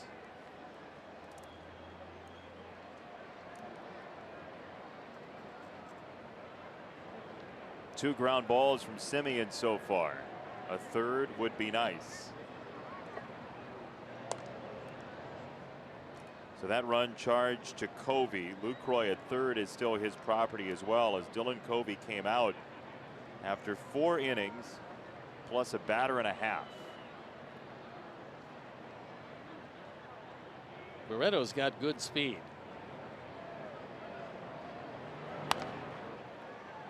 He didn't run there. Foul ball from Simeon.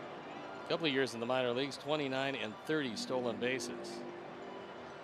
And last year in 25 games, a couple of stolen bases with Oakland, a team that just doesn't run very much.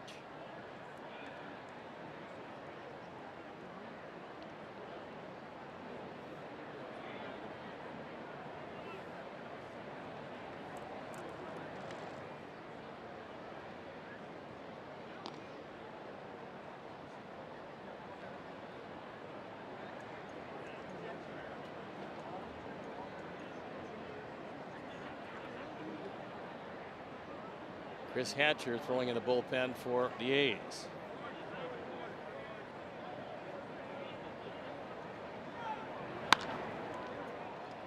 Golf to right. Avi lines it up. Lucroy will not tag. That's why.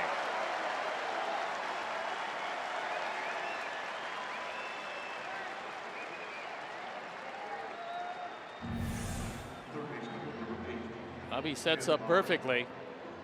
Does a nice job with just about a step and a half before delivering it home, and the throw is right on the mark.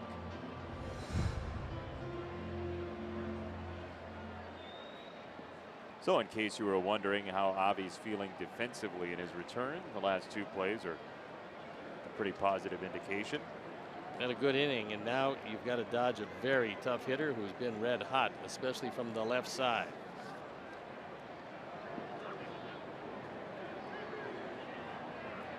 Jed Lowry, Lucroy at third, Barreto at first.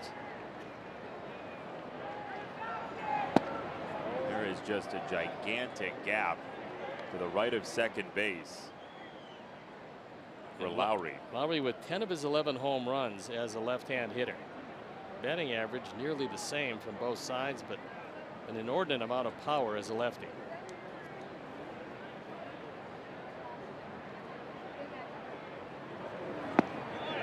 One and one. Jed Lowry worth about 2.5 wins and wins above replacement right now. With runners in scoring position, you see those numbers. They are very impressive.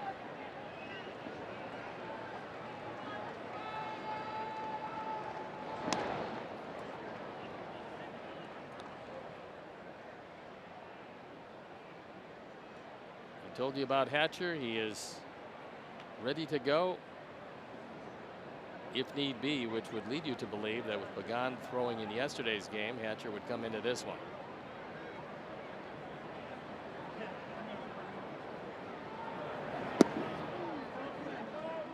Two and one from Volstad, who's given up just 2 earned runs this month. Had a good run, being used in all kinds of different situations.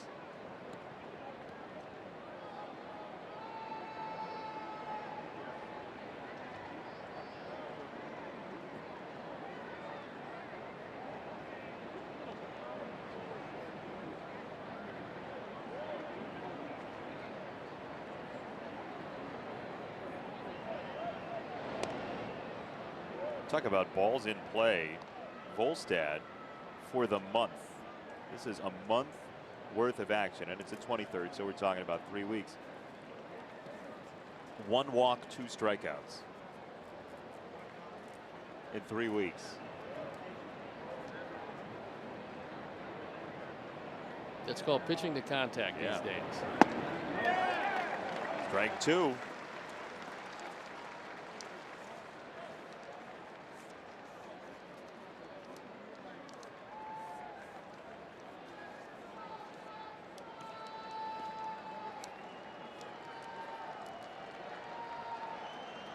Two balls, 2 strikes.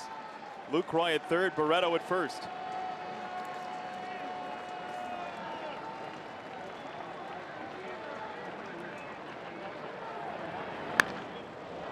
Right field in trouble. Game's tied. Barreto around third. Relay throw to the plate is offline.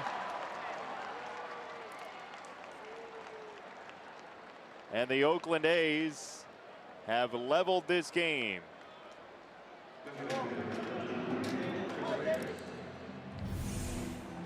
Two driven in, now 50 for the year for Lowry, who goes down, gets a curveball, and drives it into the corner.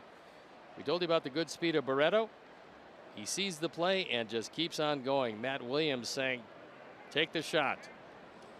Relay to Moncada. The throw is well off the mark. Even if it's right on the mark, they're not going to get Barreto at the plate. So a 5-0 lead has now dissolved. Lowry ties the ball game with that 2-run double, and now Davis.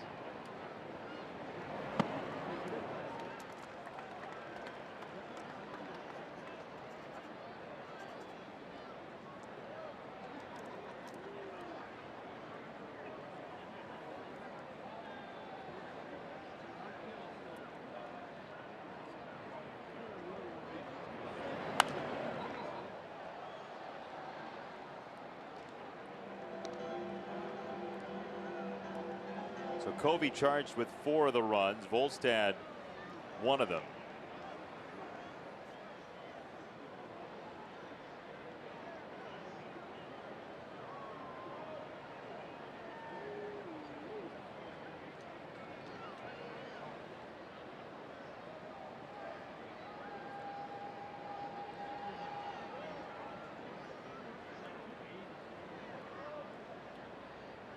Oh, 2. In the dirt.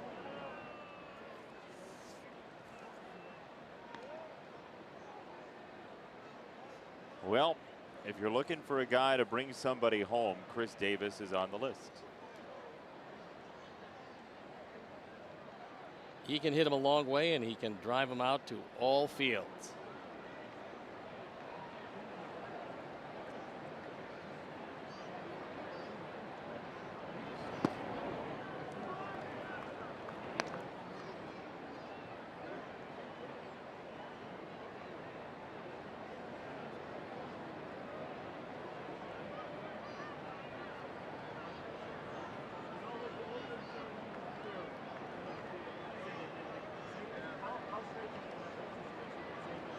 Two and 2. In the air, center field. Engel has room for out number 3. Even at 5 after 4.5.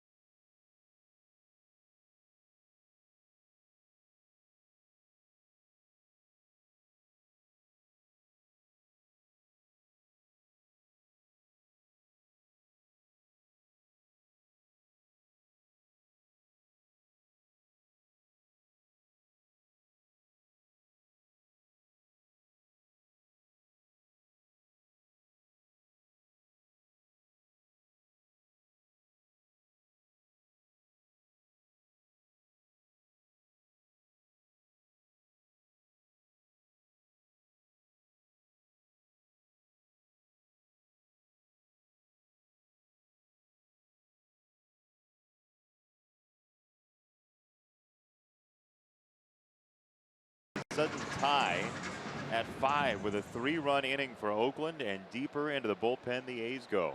Chris Hatcher, who came over from the Dodgers, on for the 22nd time. He's been pretty good. 3-2 is ERA, a touch above 3.5. And left-handers have really hurt him. Previously, you'd get traded for cash, and it wasn't cash that was slotted to go anywhere. Now you can be traded for international bonus slot money. That's exactly what he was traded for. I wonder what you would bring on the international slotted money market. 12 euros. Comebacker for out number 1. Here's your Sox math winner. We've had a lot of traffic since the question came up. Your winner today is C-12. It was Tim Anderson with the homer in the 8th last night in Game 2. He made his debut in June. 7 times 6 is 42. And there is your victor, C-12. The official word on Dylan Covey is right hip soreness. Well, hopefully that will clear up in the not too distant future. You'd hate to see this particular season interrupted because he threw it real well and has been throwing it well. For Daniel Mangum, it is a right foot sprain. So lower body injuries for both pitchers. You know, it's not the mound. Roger Bossert keeps a very good mound, good footing. It's just one of those things that happen. Well, on the replay, on that second to last pitch Covey threw, he kicked up his right leg as if to say there was something he was shaking out. And so it is right hip soreness for Dylan Covey that knocked him out of this game.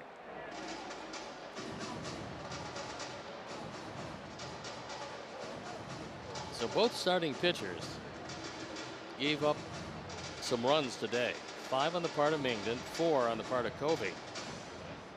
Mangum went 2 innings. Dylan went 4+, and now the game in the hands of the bullpen. 2-2 on Matt Davidson, who's walked and struck out. And when you look at the bullpens, take into account as well that there's an off day coming for the Sox on Monday. The Oakland team does not have that afforded to them. No, they go to Detroit. They play a 4-game series against the Tigers. And then they go home to face the Indians, who've been starting to really heat it up. So not a whole lot of rest for this Oakland team.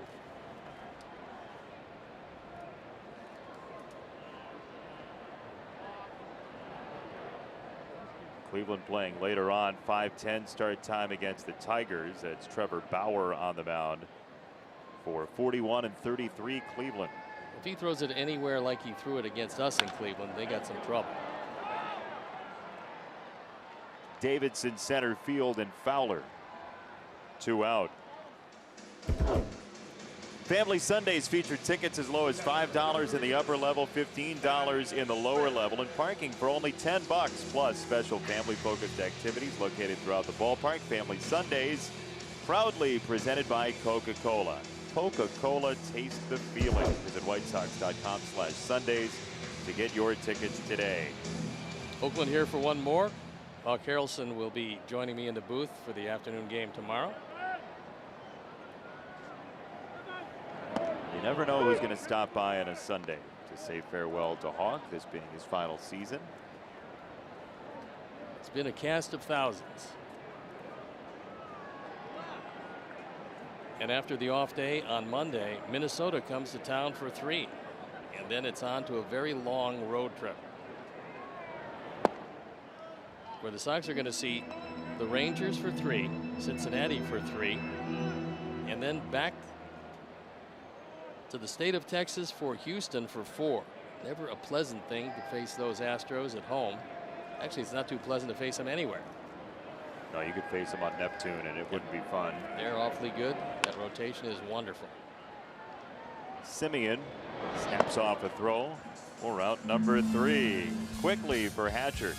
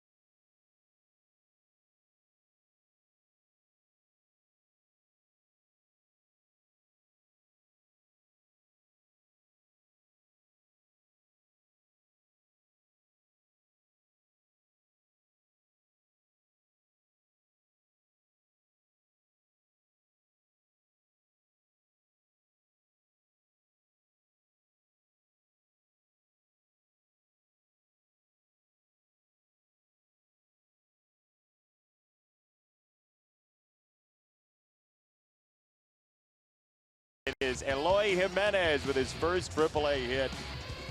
It comes for the Charlotte Knights on Thursday, and the guy who keeps on hitting is Joel Booker. 7 for his first 9 with AA Birmingham. That's a 22nd round pick. So I suppose you think that's good, 7 for 9. My goodness.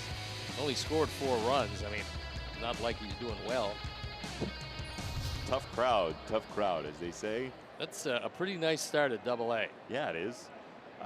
Joel Booker, by the way, an interesting guy. He went to Iowa. We've talked about that before, but he actually was born in England. Came over, grew up, played high school baseball in North Carolina, but has British roots.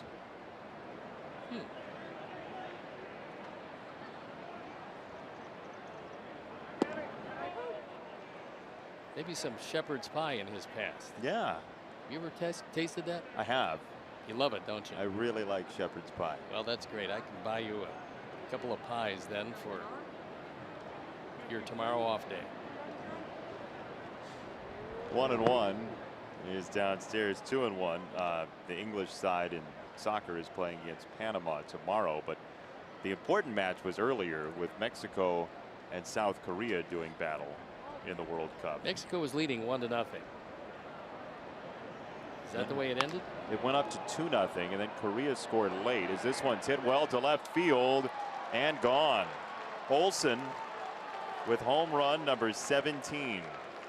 The more you see of this young man, the more you like him, because he hits the ball all over and he's got big power. That's 40 driven in. And Oakland takes the lead. So no wonder Bob Melvin doesn't like to run a whole lot. He doesn't really have to. With the presence of the long ball and this one right down the middle, our Ford home run replay, opposite way, or as they say, against the traffic. He takes it out.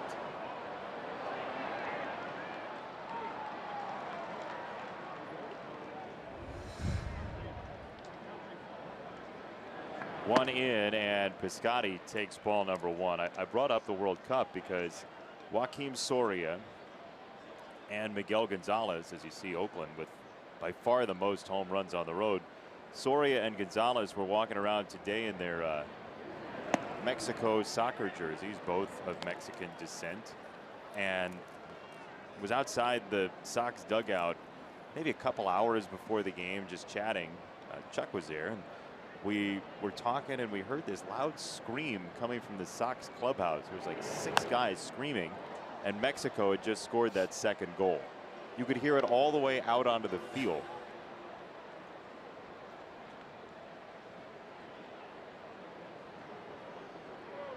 Gomer's a pretty good soccer player.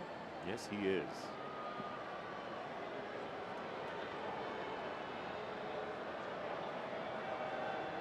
One and 2. That's off the plate. Oakland bullpen going once again.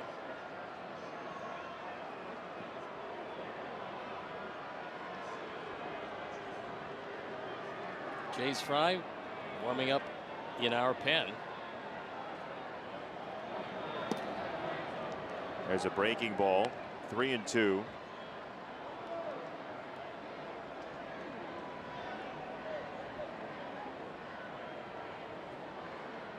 Jace Fry yesterday came in to face one batter and walked him. That was Piscotty. Outside ball 4. This summer, head to your favorite store and grab some cold Modelo Especial, perfect to enjoy while watching the White Sox. While you're there, enter for a chance to win tickets to a White Sox game. No purchase necessary. And June 25th. CrownImportsContest.com for rules. Modelo, imported by Crown Imports, Chicago, Illinois. Looks like Jace Fry's coming into this one. Chris Volstead is going to walk off, and we'll be back.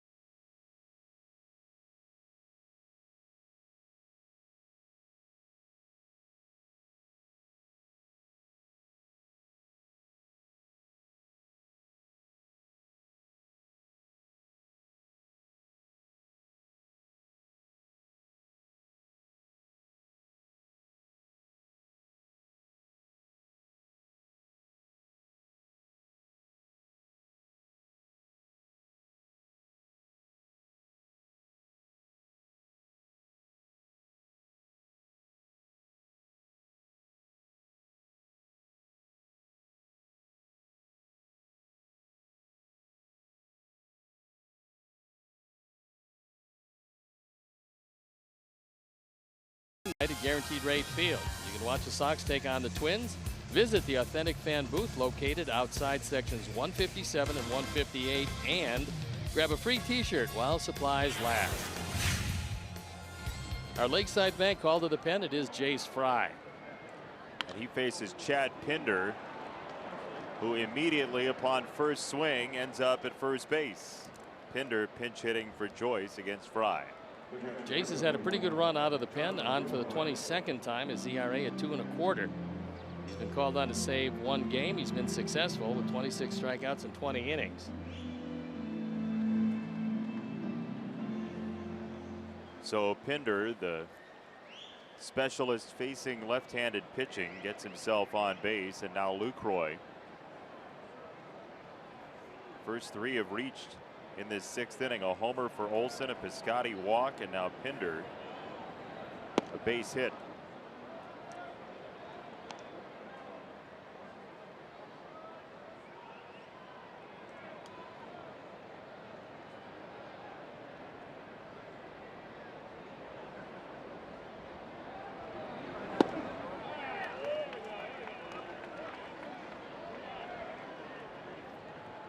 Oh, you would certainly love a double play here because you have potential strikeout chalk outline Franklin Barreto on deck, although he has hurt the Sox. And Lucroy doesn't ground into too many double plays for a catcher. Been to bat just over 200 times, only grounded into 4 double plays. Just outside.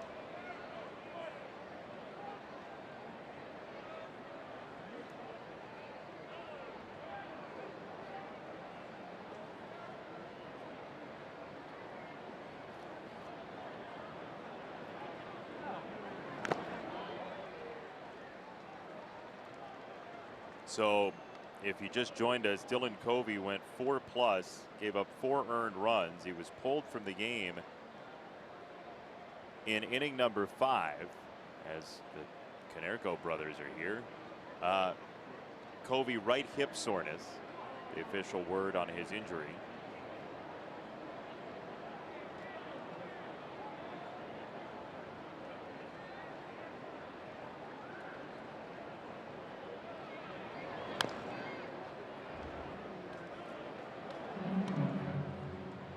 Lucroy staying alive on that good curveball. Jace has had command of the curveball all season long.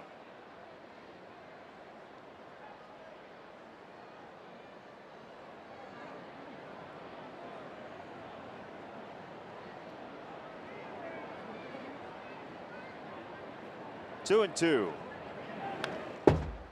Another foul at 95. Chuck Garfien. Yeah, Jace Fry, very effective against lefties this season, no doubt. They're batting .079. Righties, .229, but he's been given an opportunity here to get some righties out. Lucroy first, and then you got Barreto next after him. And he knows that this inning to this point belongs to him because nobody is up in the pen.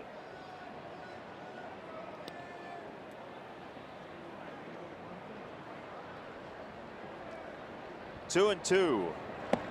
He struck him out.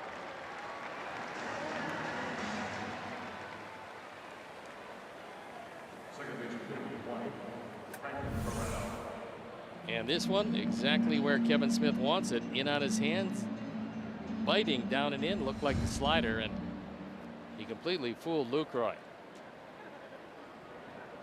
There's one out. Piscotty at second. Pinder at first, and now Barreto.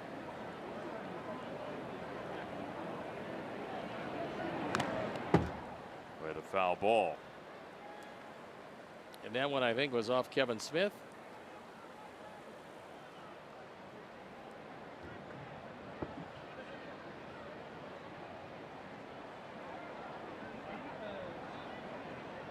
Well, Jace Fry's alma mater stayed alive in the College World Series bracket with a win yesterday against Mississippi State.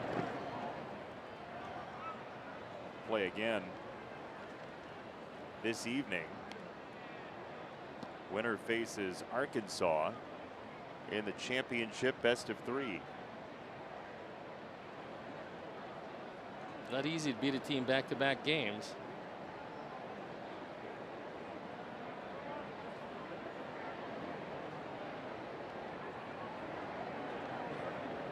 1-1. Another foul ball, 1-2.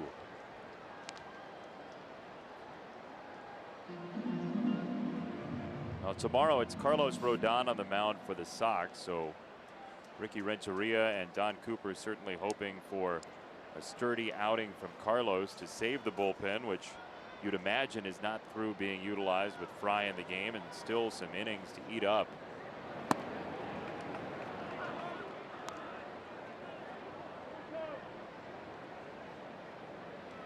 Breto's been so good against the White Sox. I'm half-heartedly surprised that he's not batting third. I mean, he's been so good. Why not bat in third? Yeah, you know, the nine-hitter is not supposed to have a career slugging percentage against a team of what, like 5,200? Pretty amazing so far.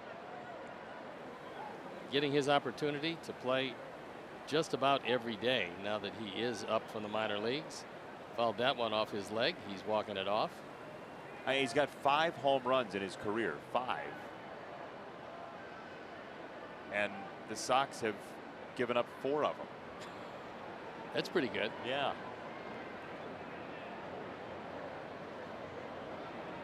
Hopefully Fry treats him like a 9-hitter here. Yeah.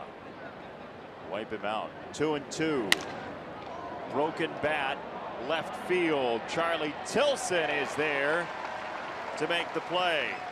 And the A's had no idea how many outs there were. No, not real good base running there, but it ends the inning, which is a delight. My goodness. Piscotty was crossing home. Congratulations. That's worth 0. 6-5 Oakland.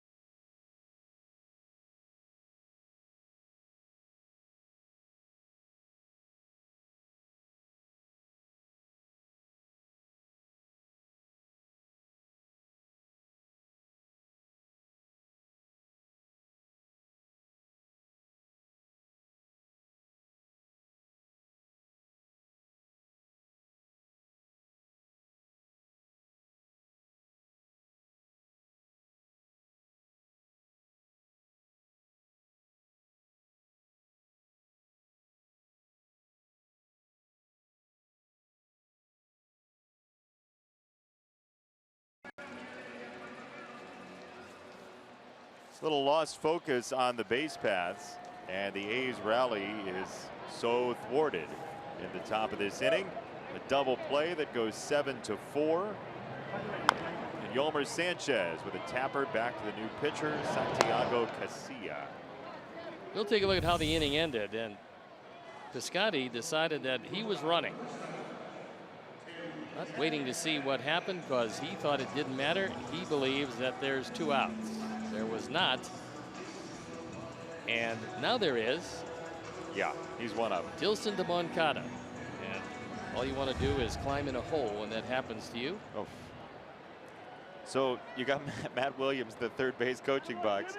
And as Piscotty runs by, he kind of just pointed at second base like, yeah. No, you don't want to get back because they're pretty much standing there. So Casilla comes in the ballgame on for the 21st time, and his ERA at 2.73. He's been one of the mainstays out of the pen.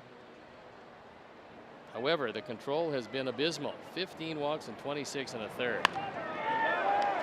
Right back at him.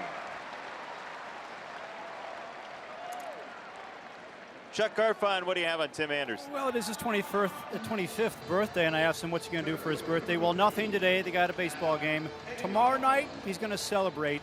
And then on Monday, what's he going to do all day? He's going to sleep all day on the off day. Doesn't want to do anything but sleep. He's earned it, especially with a home run and a single today. I think so. I tend to think that baseball players are big-time, gregarious, social creatures, going to go out on the off day and see everything Chicago has to offer. Tim's just going to sleep. And probably have some spaghetti. Probably. Chad Pinder stays in left field, and when you've got a very young daughter, it certainly wears out both mom and dad. He's got to have some dad time, too, as that hits Engel. And it was not close. We talked about lack of control for Casilla, and I think he caught his front spike on the mound. Whatever it was nowhere near the plate. Third man he's hit this year, and there's a tying run at second base. That one couldn't have felt too good, and Casilla lost his balance. Almost threw it to the screen.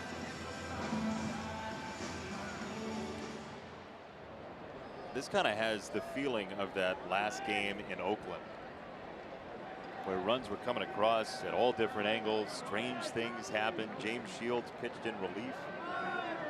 That one went long. I was going to say into the night, but long into the 6th hour. It was 5 hours, 48 minutes, 14 innings. And Casillas struggling with his control. He's got Emerson coming out.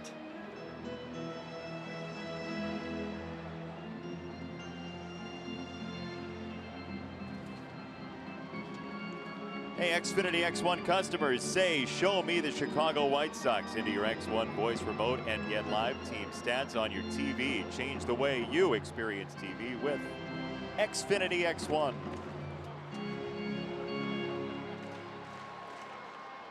Wait him out, right? Make him throw a strike. One school of thought, the other is jump on the fastball that you pretty much know is coming. But does he know where it's going? Low, double steal, safe! Another stolen bag for Anderson, who's been brilliant on the base paths. And the trailer, Engel also picks up a stolen base. So for Engel, that's his 10th. For Anderson, his 15th. And a double steal, with Casillas so worried about his control that he lost some focus. Didn't freeze Tim. And the tying and go-ahead run in scoring position. Tim fortunately able to hook the bag with his foot.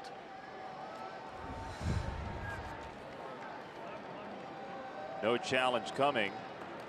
Boy, the shortstop Simeon and the second baseman Barreto are both playing deep right now, with the tying run at third and one out and a ground ball hitter up. Trying to stay out of the big inning, although there is one out already. It's not to say that Charlie can't slice one in the air to the left side, but there are some available free runs right now on the game board. 3-0. That's a take, and it's ball 4. Wow, Santiago Casilla is exactly what we expected considering the numbers, and he's going to come out.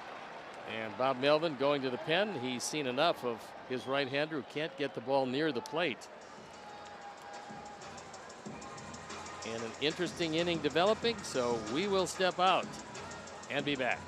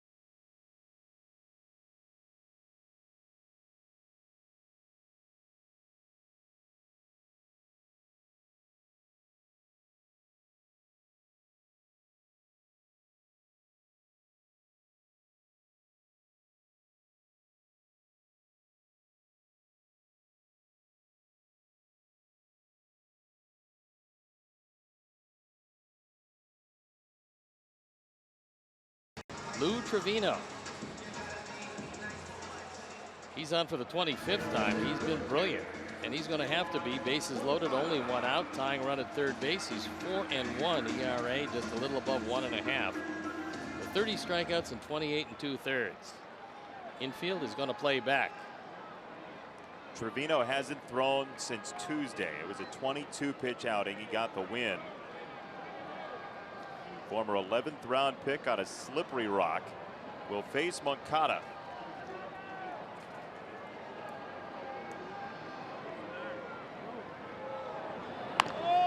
On the ground, right-hand side, it will get a run home. The A's do take the out at second. Tilson wiped away. Anderson scores, and we are level at 6.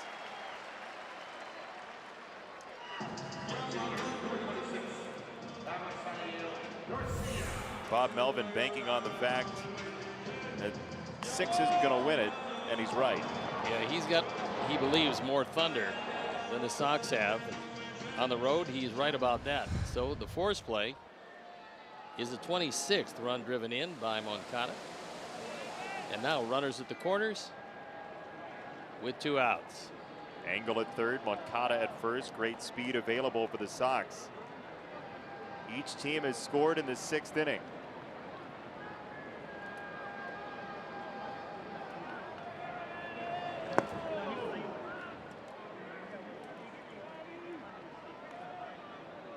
Avisail Garcia 1 for 3, a run scored, a strikeout, and a fly ball to right that Piscotty tracked down in foul territory. This wouldn't be a bad time to run with Moncada and try to steal a run if, in fact, Lucroy, who doesn't have the strongest arm around, decides to throw through. I'm guessing he won't.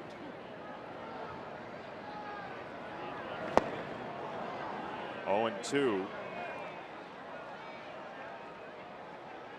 Trevino, for the most part, throws a fastball and then cuts it. A little more like a slider last time, getting a little depth to it. He's yet to make a wild pitch this year in his 24 outings. But a little bigger lead at first base by Moncada. And he was indeed running, so 0-2, good time to run. And there's no way Lucroy throws through on that pitch if it had been out of the strike zone.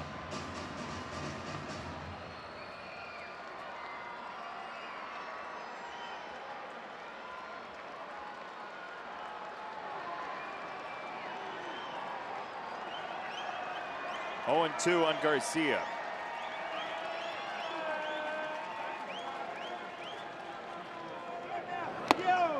He struck Garcia out. Trevino gets the 2 outs Oakland needed. Sox tie the ball game.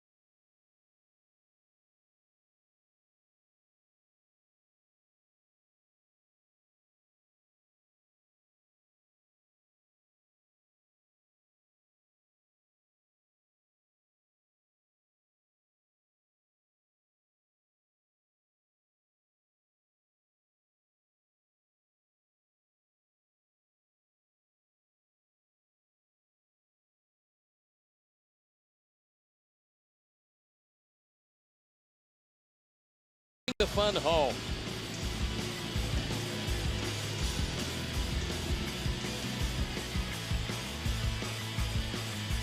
You know what tomorrow is? Sunday. Southpaw's birthday. Whew, I've been waiting for that. You get him a gift? Yep. Something to take care of that furry green hide he has. It's interesting. Very nice of you. Thoughtful. Least I could do. Chuck Garfine's personal sideline reporter. Southpaw. When your reporter needs his own reporter, turn to Southpaw. He had one of the most riveting interviews with Southpaw just a scant couple of weeks ago.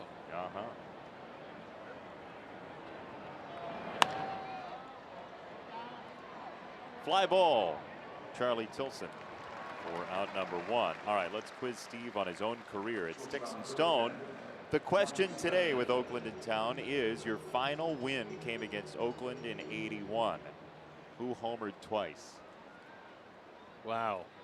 Well, the easiest thing would be to say Eddie Murray.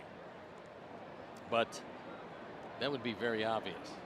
Of course, occasionally the obvious answer is the right answer. Okay, so I'll say John Lowenstein. Why? Only because he's not the obvious answer. It was your last win. You should remember it like it was yesterday. I remember the last loss. I don't remember the last win. There's a window into the soul, huh? Well, you know, you always remember the glory times. I remember it because it was one of the few relief appearances that I had. Your last win? Your last loss. Yes. Yeah. And as so often happens during my relief appearances, I did terribly. You didn't like that very much. No. If they had a bullpen card, you'd have been better off. Well, see, there's a story that goes to it. Earl Weaver, the Hall of Fame manager of the Orioles, told me that if Willie Randolph came up in a key situation, I would go in the game because he was 0 for 13 against me. So I went in to face him, and he turned out to be the winning run, hitting a one-hopper to our third baseman, Doug DeSensei, who missed the ball. Angle was shaded that way, and he's there. The oddity about that line drive, by the way, was that it was starting toward left center field and actually started to back up. And occasionally when you hit a seam, the ball will act like a knuckleball, and that time it was slicing to the left of Engel. In center field, that very rarely happens, but it happened on this one. High overhead will show you something. It's heading that way and all of a sudden goes back in the opposite direction, so you have to stay with it. Adam, who's an outstanding center fielder, did. 2 down, Lowry. So anyway, Doug missed the one-hopper. Yeah. Putting Willie Randolph at first base, representing the go-ahead and eventual winning run. Bobby Mercer came up. Earl took me out. And he drove home, but turned out to be the winning run in my last loss. Oh, so you weren't even on the mound for it? Nope. I was watching it from afar. How far? The dugout. 2-0. Winds in for a strike. 2-1 on Lowry, who doubled in a pair to tie the game in the 5th. You have a choice. With Lowry, you want to face him as a right-hand hitter.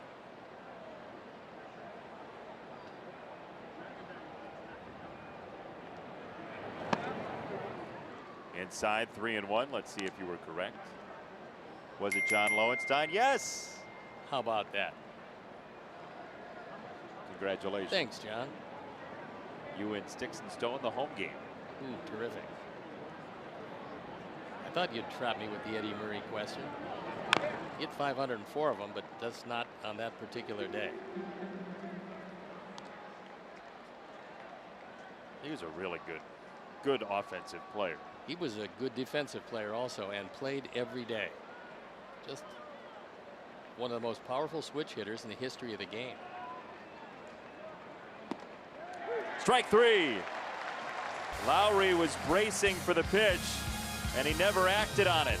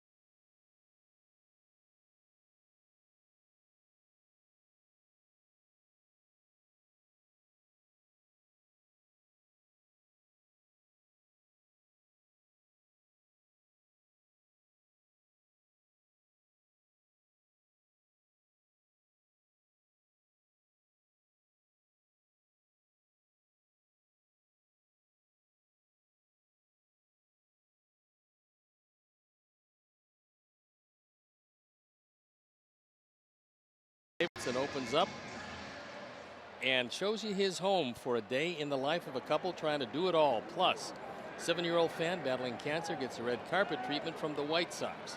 White Sox All Access Tuesday at 11 on NBC Sports Chicago. Matt Davidson has a new toy for his home, by the way, that he and his son Wake have been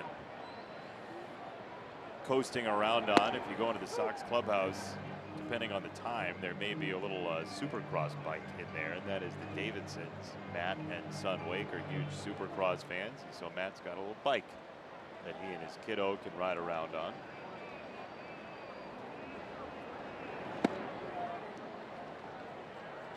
Jose Abreu, 7th inning, and Lou Trevino, who has been the setup man for Blake Treinen this year, came in to put out that fire in the 6th inning.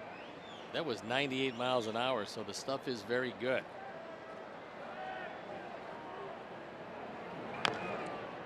Bob Melvin has used him at times this year as a multiple inning guy. It's 14 of his 24 outings have been 1 inning or fewer. And then everything else has been at least an inning and a third, so about half and half. Well, he thought the key inning of this game to this point was the 6th inning, and he brought essentially a guy that he thought could close out the rally, which he did. 1-2.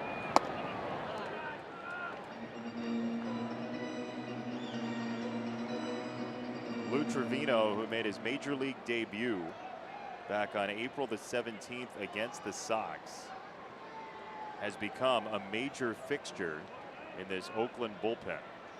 11th round draft pick in 2013.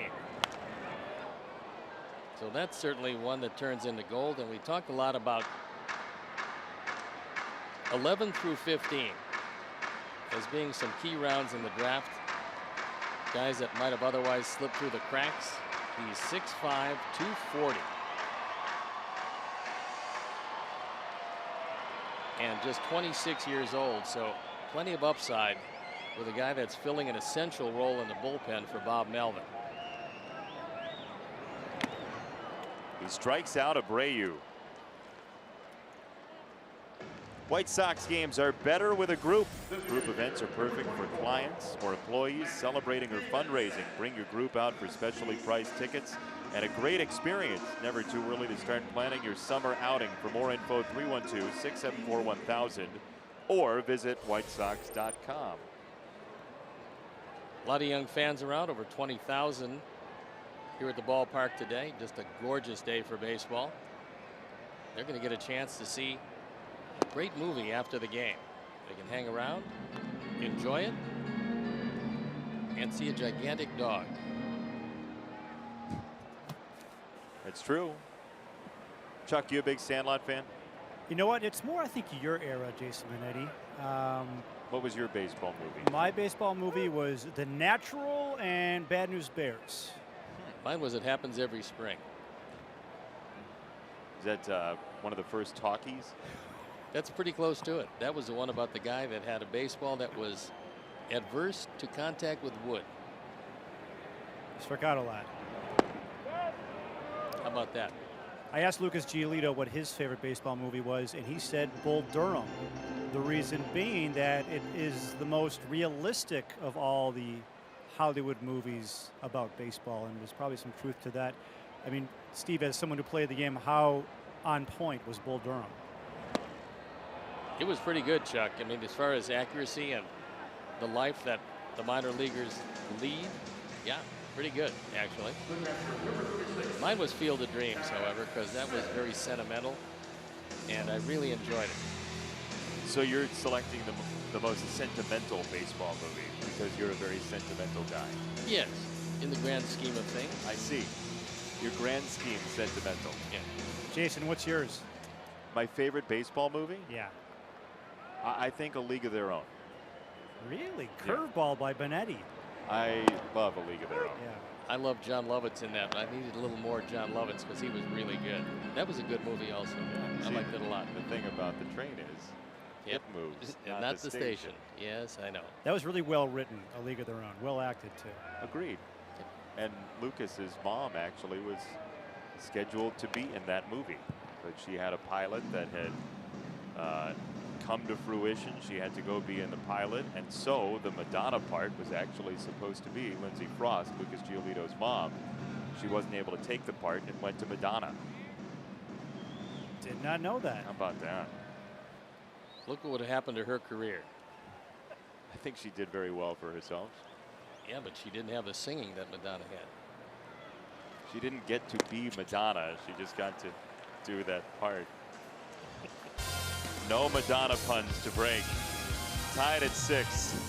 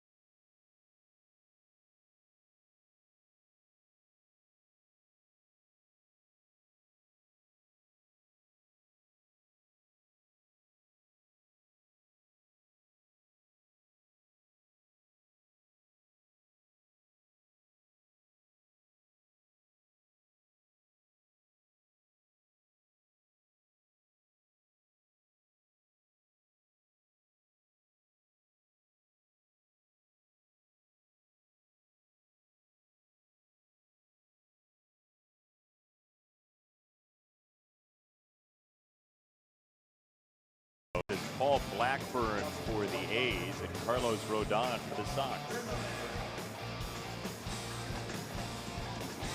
Blackburn's given up a big number at 803. Rodon trying to find his way through that situation where there's one bumpy inning. He's pitched very well outside of a couple innings so far in his return from injury. Well, he just has to get some arm strength back, as we've got a new pitcher in the ball game, and it is Juan Minaya. And he's got to deal with the heart of very potent Oakland order, on for the 11th time. 0-1 ERA of 4.22.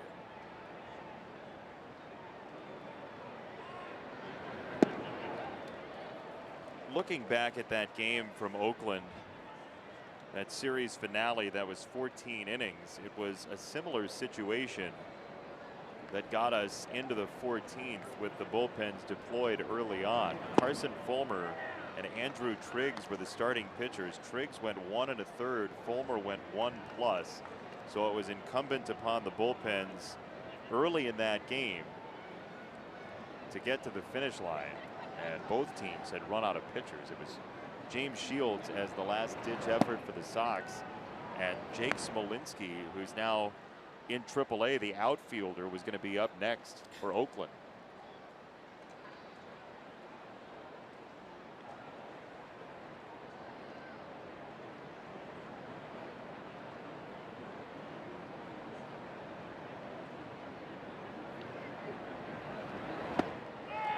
Minaya strikes out Davis, who's disinterested in running to first. First baseman, number 28, Matt. After 3 sliders, that looked like the fork ball that drifted inside, and Davis just walked away.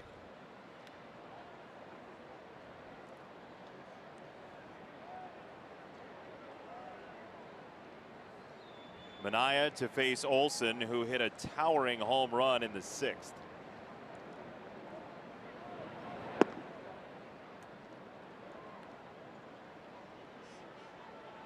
You have right-handers coming up, so you have to be very careful with this left-hander who's hit a couple of home runs in this series already.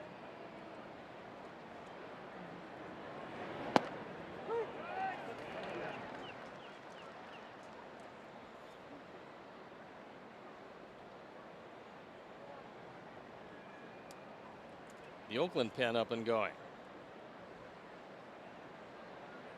Bet it's a right-hander. Limited choices. You're not going to take that? No. There are no lefties in the Oakland bullpen.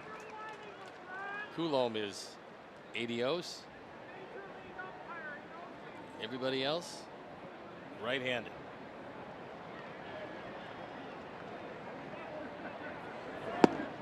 Strike three, and Manaea fans two.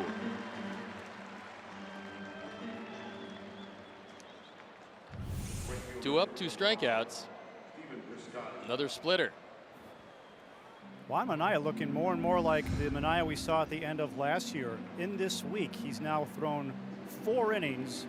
He's given up no runs, no walks. That was his 7th K in his last 4 appearances. How about that? The much improved Juan Manaea in recent days. Ball smoke foul.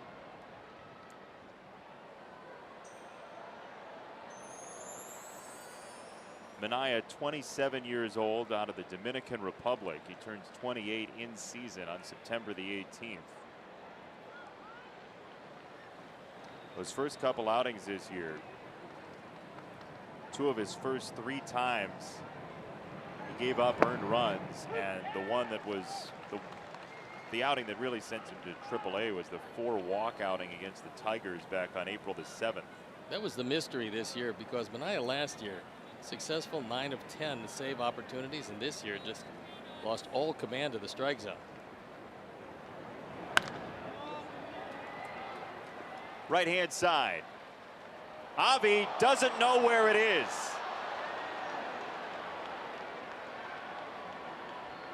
What a strange game this has been. Well, he says he couldn't see it, lost it in the sun, and then overcharged, and the ball landed behind him. There you see, he couldn't get to it, couldn't right the ship to go back when he did pick it up, and so now Don Cooper out. There's a story in USA Today this morning about the ghosts that inhabit the Pfister Hotel in Milwaukee, and all of the stories from players over the past decade or so who have dealt with things like that, like Bryce Harper waking up and having his table be across the room, things of that nature. And there's a small chance that the ghosts were so outraged by that story, they've made their way here to Guaranteed Rate Field. It's only 100 and some miles up the road, so there's also ghosts, by the way, in the hotel we stay at in Tampa Bay. Cool. Yeah. Can't wait. Probably the same ghosts that inhabit the one in Milwaukee. They just, depending on American League, National League, you know, you can come and go as you please. Yeah, travel days, things like that. So Nick Martini comes on. That's what he did at Nashville in 62 games. And there's a go-ahead run at second base. Big numbers recently, especially with the AAA team in the Pacific Coast League.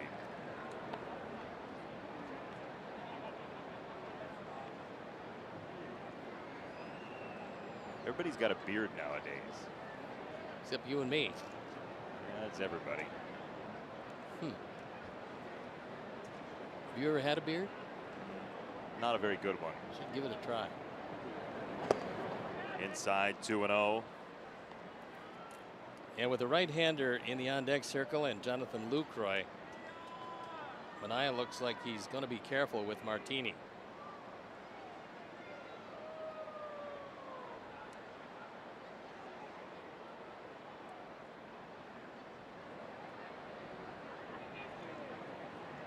No more lefties on the bench for Bob Melvin. Just 2 pinch-hitting right-handers as Martini swings through the 2-0. That splitter has worked pretty well today for Juan.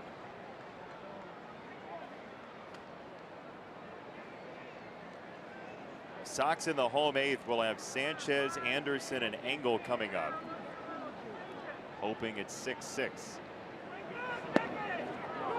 There for a strike, 2-2. Had the whole zone, so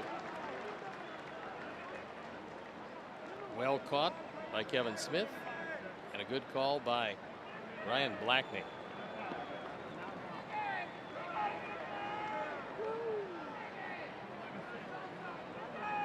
Mania on 2-2. Fouled away by Martini. Nice catch by the fan in the first row of the mezzanine. A left-handed one-hand grab. Very impressive.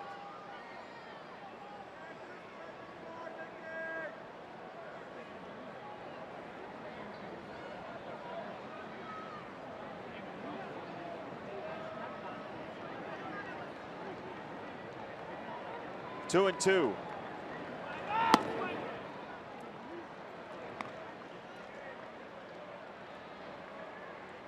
Pin up and going.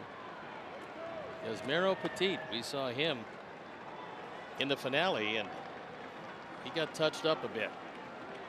Anderson the home run against him. He also walked Charlie Tilson.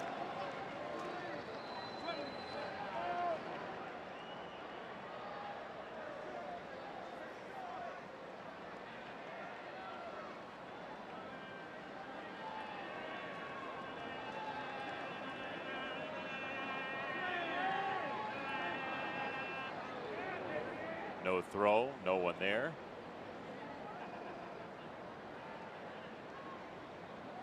And no balk to second base.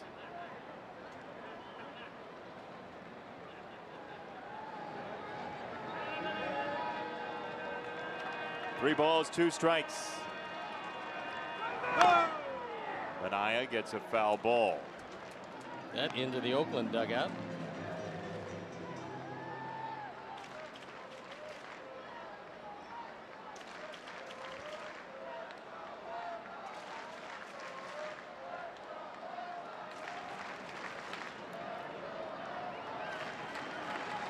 Nick Martini, born in Crystal Lake, facing Juan Mania. That is through, a base hit.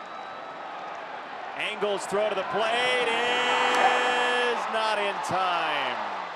It was a good throw by Adamango, but on the short hop and difficult to come up with.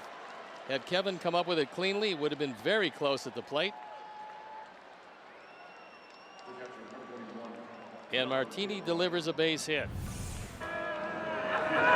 Adam gets to it very quickly. So here comes Piscotty. And the short hop makes it very difficult to handle. First major league hit for Martini, and it drives home the go-ahead run.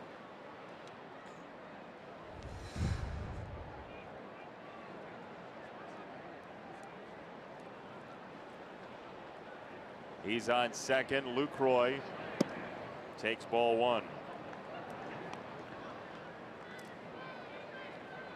It will take one more rally from the Sox offense after a 5-run first inning this afternoon.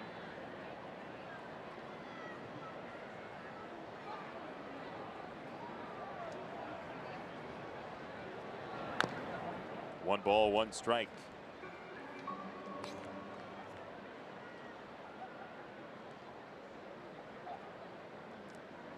Stephen Piscotty racing around the bases from second on the RBI from Martini.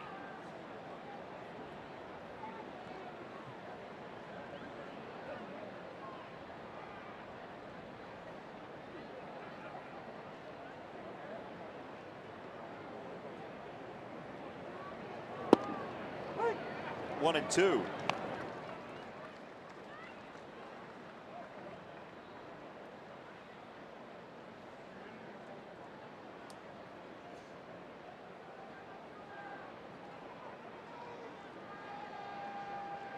Mania threw 2 innings in the opener yesterday.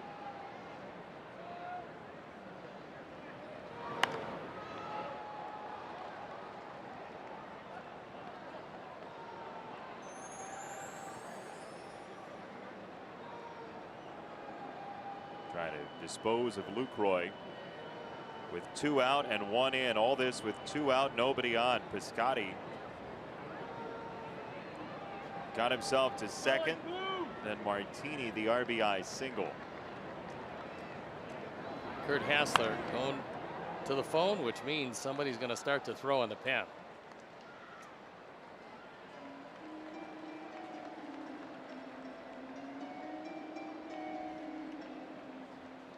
Well, we didn't see Hector Santiago yesterday. A rare day off. It usually means that he is in line to get some work today. Hector last threw in the finale in Cleveland on Wednesday through the 8th inning that day.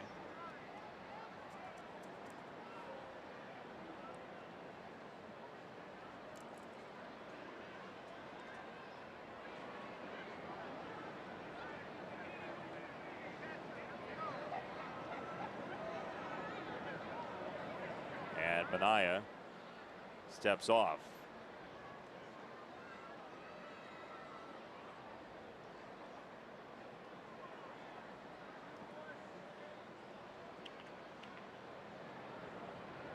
Ball and 2 strikes.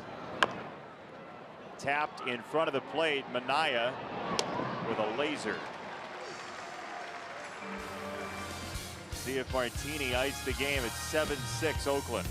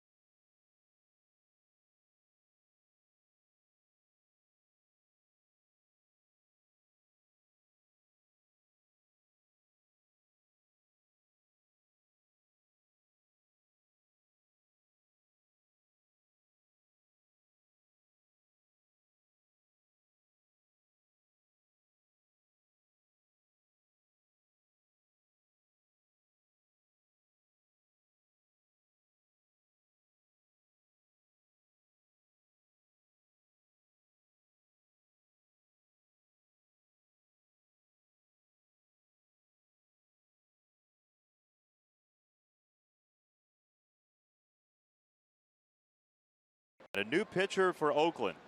Ismero Petit on for the 35th time. He's been a busy man. ERA 3 3/4, 2-2 record. His control's been good.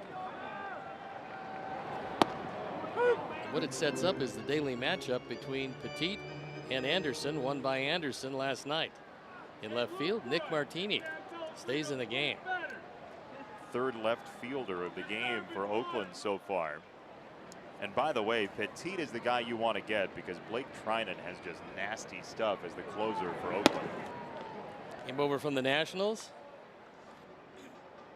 Some believe he could be the next man to move along.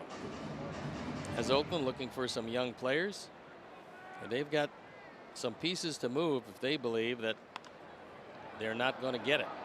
To left, Martini, long run. This is fair. Martini boxes it. Sanchez to second base.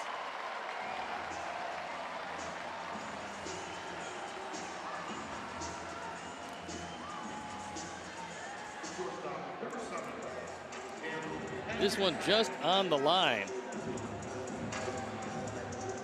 Martini couldn't get to it, and then he couldn't corral it once it fell.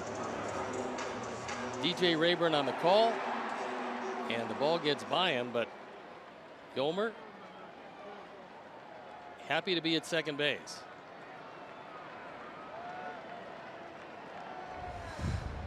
There is the tying run.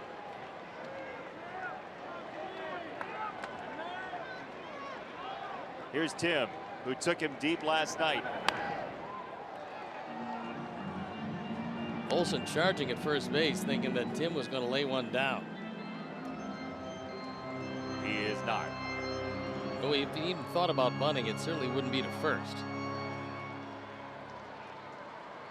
I don't think he's thinking about it. Got a guy who's scored 5 runs in the last 2 games. Sanchez at second. This is last night. Yusmeiro Petit, Tim Anderson.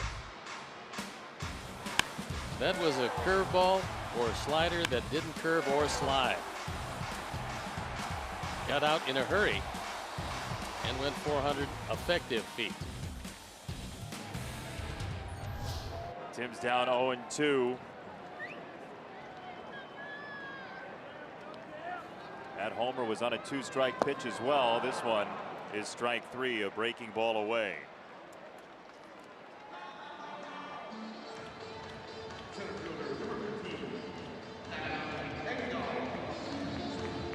Soria and Santiago. And here comes Bob Melvin, and I think he's going to go to Treinen, who's had overwhelming stuff this year.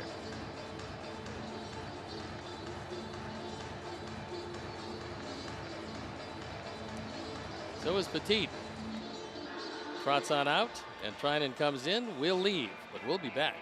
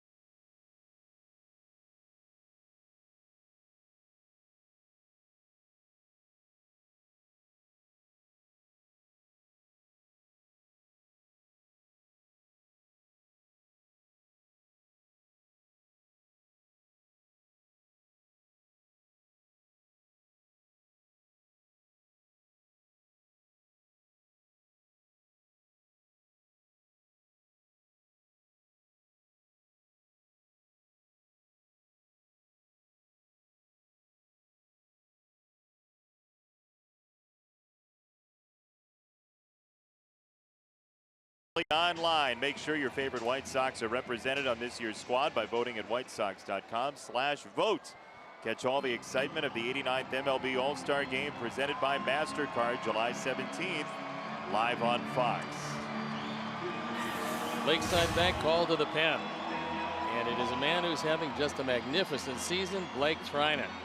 For the 29th time, he's 4-1, 16 of 18 in save situations, of which this is one. And an ERA just over 1. 43 strikeouts in 35 innings, just 10 walks. Left-handers have had a little better chance, and with that in mind, Daniel Polka comes on a pinch hit. It'll be 3 straight who will bat left-handed against the righty Treinen.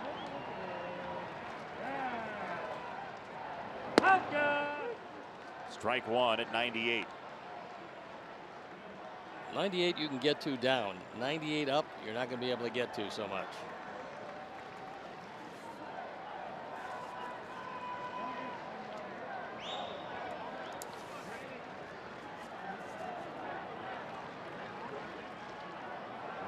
0-1 from Treinen.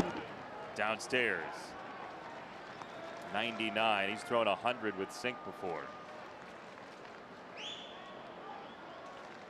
Daniel 1 for 6, and that one a home run as a pinch hitter.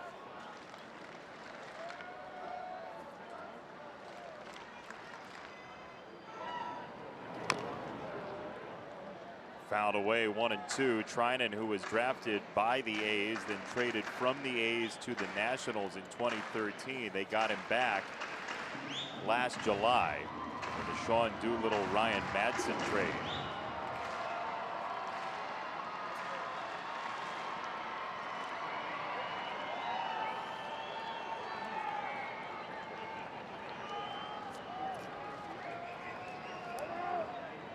Sanchez at second, the tying run. Treinen was a starter early in his career. 2015, he moved to the pen, and he stayed right there.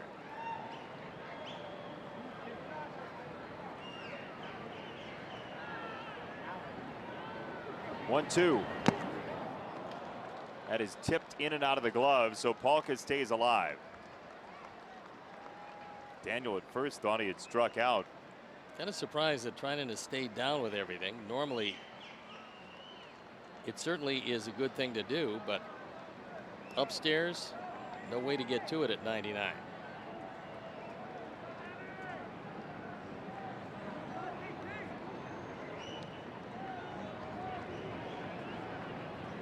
One, two. Foul ball.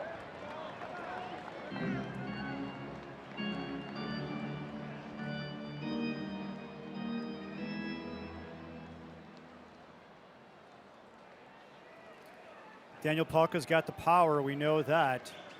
Treinen does not give up too many home runs. In fact, only one this season. It was all the way back April the 6th. Justin Upton took him out. He only allowed 3 last year with Oakland as well. 6 total and 17 in his career. That's in 248 games.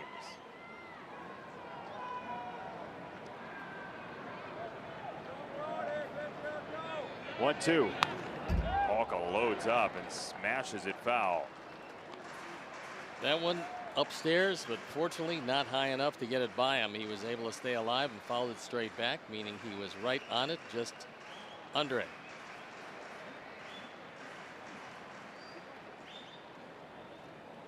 Sanchez doubled against Petit. Palka trying to bring him home.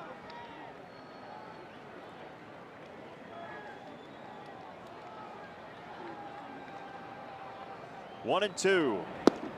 He struck him out. Well, that is a wicked slider because that one just disappeared. And after seeing nothing but fastballs, he was just overmatched with the slider, as just about every left-hander would be.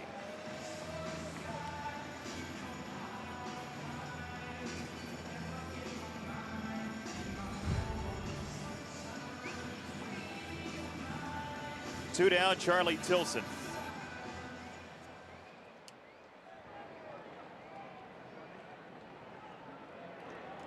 Good speed at second base with Sanchez. Charlie trying to find some outfield grass. 98. Martinian very close in left field, as you would expect.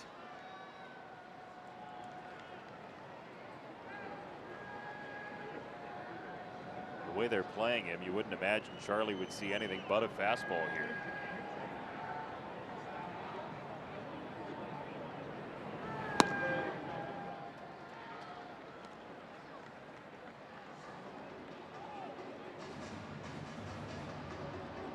One thing you don't want is for him to get the head of the bat out on a slider, because the gap is in right center field and down the line in right.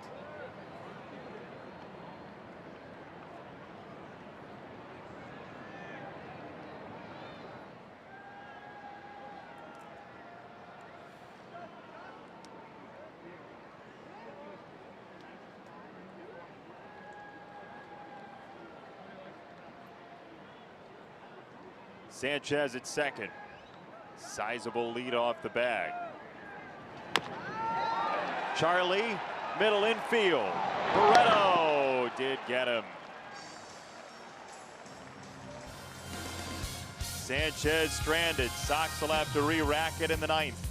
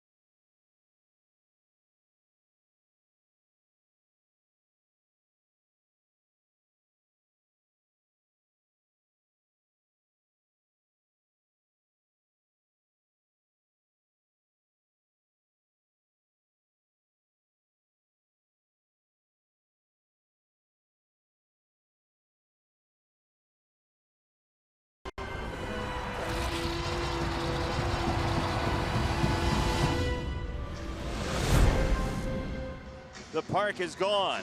Don't miss the movie event of the summer, Jurassic World Fallen Kingdom, in theaters now. New pitcher for the Sox. Hector Santiago comes into ball game on for the 24th time. His ERA just above 4 3/4 with a 2-2 record. He's got to hold him right there because Treinen doesn't look like he gives up much.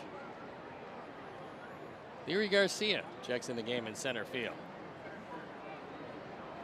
So the only Sox position player left on the bench is the reserve catcher, Omar Narvaez. Polka used in that pinch hit spot in the 8th. Garcia, as a defensive replacement, goes into the 8th position where Engel once was. Sox have used 4 relievers in the game. Oakland has sent out 6 behind Daniel Mangum, who went 2 innings. Both he and Dylan Covey left with lower body issues.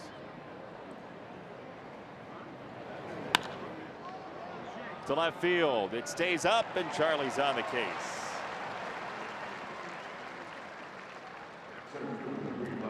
Dustin Fowler. Right hip soreness for Dylan Covey. And you hope it's just a minor thing that took him out of this game. The kind of year he's putting together, you certainly would hope that. Now Fowler.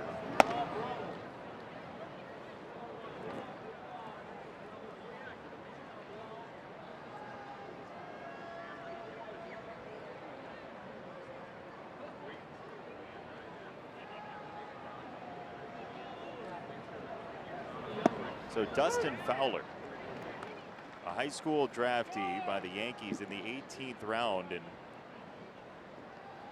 2013. He is one of 2 Fowlers playing in the majors right now, the other being Dexter Fowler. And Dustin Fowler went to a high school located in Dexter, Georgia. How about that?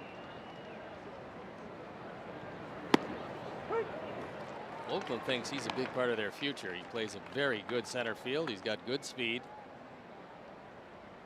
And we've seen him in this series, can swing the bat a bit. sacrifice fly and a base hit in this game today. Born just after Christmas, 1994. He's 23 years old.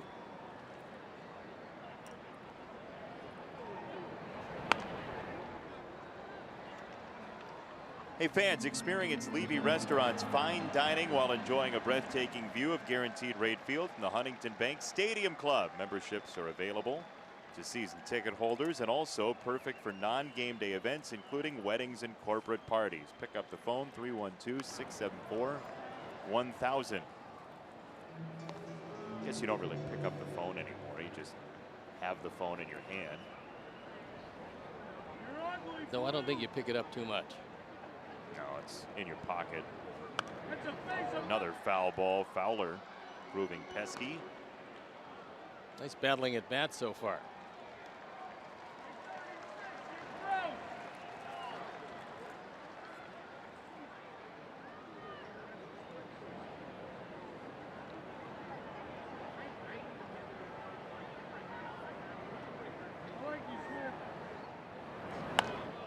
Another one.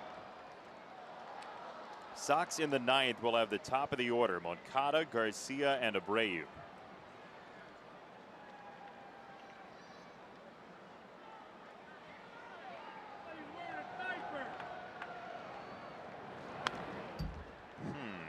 Continues to battle. How do you get him out? Probably a fastball in under his hands. He's shown pretty good coverage away.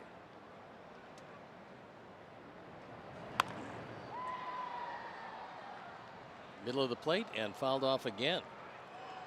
There'll be a 12 pitch at bat at the very least. Chuck Garfien reports from downstairs that with the last name of Fowler, you should have expected this. Thanks, Chuck. You're welcome. Yeah, that's It's one of just those. It's too obvious, right? No. That's one of those where you say it in our ears so we can say it and get all the groans coming our way. It's nice. Well thought out, Chuck. I meant to say it on the air, but I think I should throw our producer Keon under the bus with that one. I think you should too.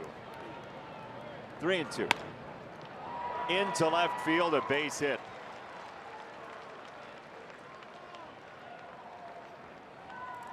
And just for that, Keon's going to take us on a trip around Major League Baseball. Brian Dozier. The dive, the flip. 2. That was a dandy. The glove flip worked. Worked that time. You besmirched the glove flip last night. I don't like it when you go up with the glove flip, but to the side you can keep the ball down. Oh, so the side glove flip is okay. Yes. The up flip. Kind of a technical thing.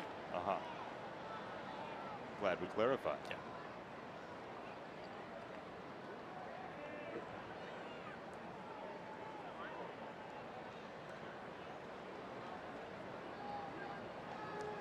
Oh, and 1 to Marcus Semien.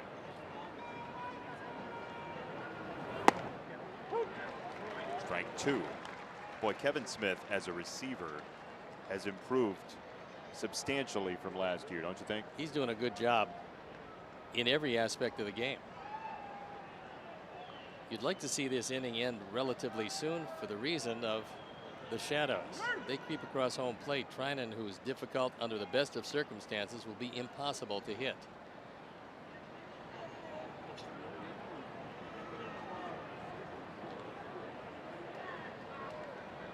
Oh, and 2. Very close.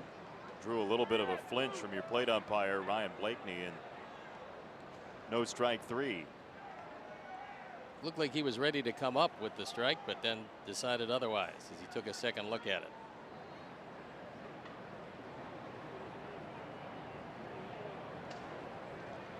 One, 2. Fowler's off. Throw down to second. Not in time. So one of the few guys on this team that will run. Fowler able to steal his 5th bag of the year. Got a good jump. One knee throw on the hop. And he's in under the tag. That was a late reaction from Hector Santiago. He almost got the old guillotine. They're taking another look at it at second base to see if they want to appeal that. They say no, play on. The leg was in before the tag was on. You know, at first blush, I thought it might be review worthy.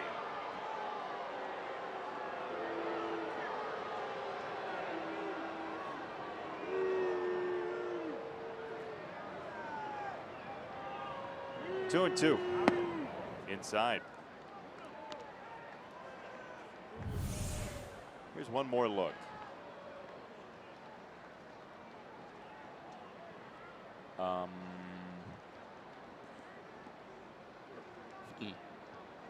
Intriguing. Yeah.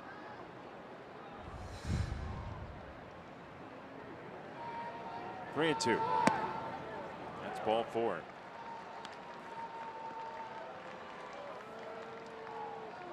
Third baseman number 8, Jeff Lowry.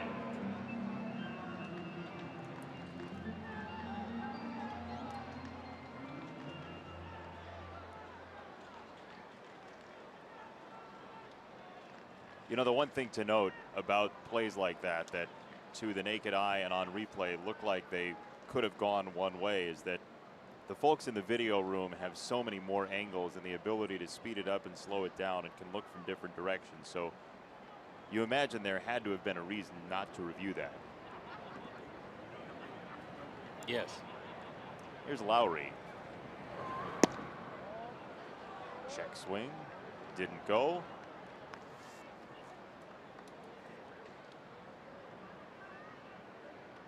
Big 2-run double coming in the fifth inning, giving him 50 driven in this year.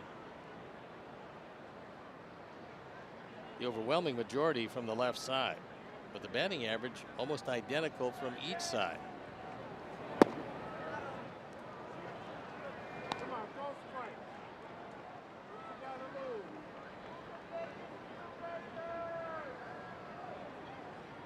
Lowry's 2-run double in the fifth tied the game as the Sox led 5-0 after one today. Oakland got 2 in the second and then 3 in the fifth.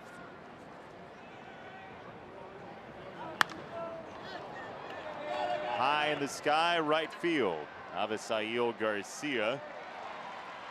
No tag from either runner because Avi has shown a very good arm. And right, 2 down.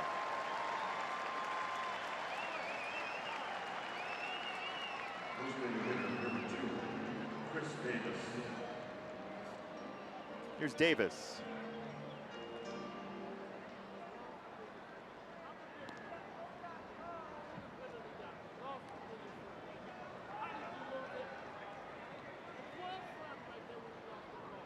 Oakland got the lead run in the 8th inning on a 2-out rally. Piscotty with a hit, then Nick Martini, his first career hit.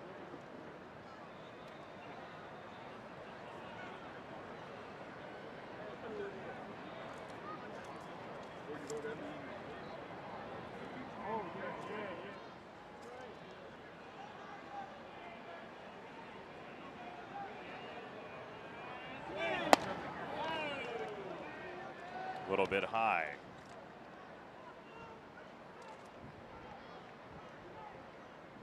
Not much success with Hector to this point, just 2 for 11. But a very dangerous hitter, always has been.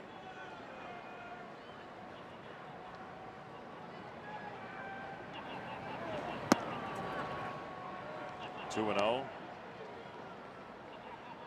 Sox again in the 9th. We'll have Moncada, Garcia, and Abreu, with the idea being that it's 7-6.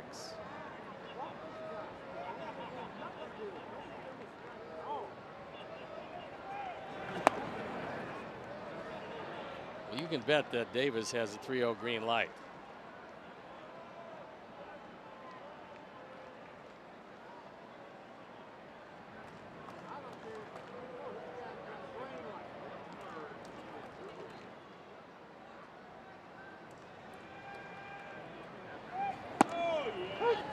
Takes.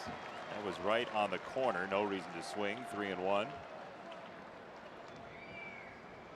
Yeah, just because somebody doesn't swing when they have the 3-0 green light doesn't mean they didn't have it. No, it's not the must swing. It's swing if you get a good one. And outside corner wasn't what he was looking for. Looking for that. Upstairs, 3-2.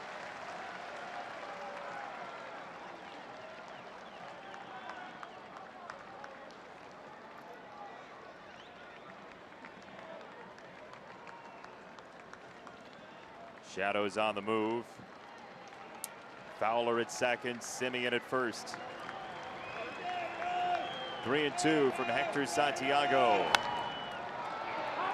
High in the air. Just out of the infield. And Jose Abreu snares it for round number 3. Moncada leads it off. Jose will bat as well.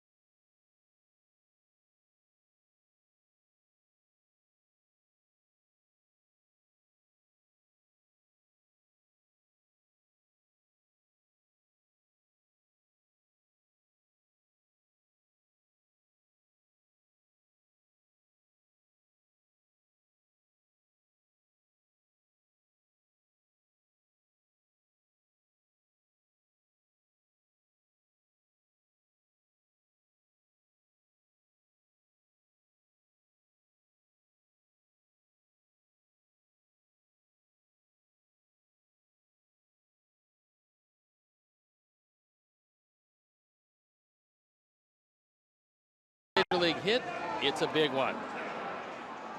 Throw to the plate. The short hop not handled, and the go-ahead run scored. So Martini, who at one point in his collegiate career at Kansas State reached base in 93 consecutive games, That's pretty good. has his first ever hit from Crystal Lake, and we'll see if we can have some Moncada, Garcia, or Abreu heroics. 95 from Treinen. It was runner at second, 1 out when Treinen came in. He had a long at bat with Daniel Polka. Eventually struck him out, then got a ground ball from Charlie Tilson. 0-2.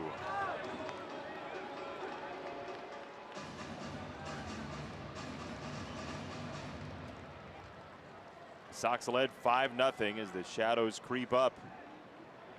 2 in the second, 3 in the fifth for Oakland, 1 more in the sixth, and 1 in the eighth.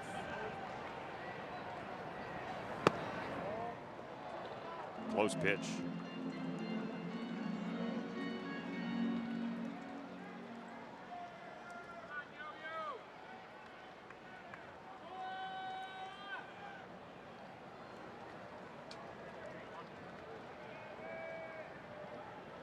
One-two. Fouled off the net. That was triple digits as he started out at 95, and he kicked it up a notch as Yohan able to foul it off right in on his hands.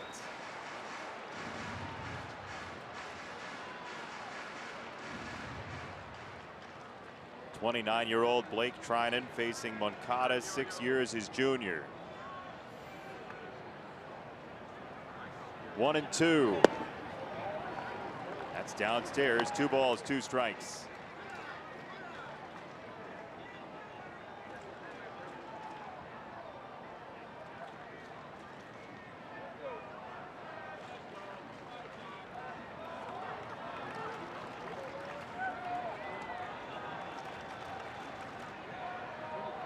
2-2.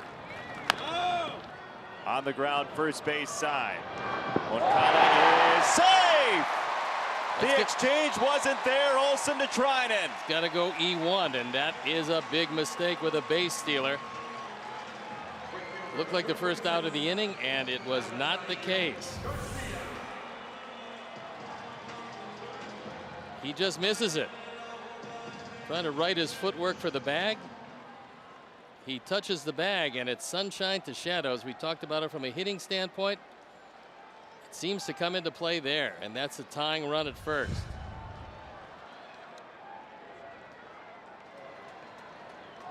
So how do you handle this with Moncada's speed at first and Garcia at the plate? I don't send him early in this one.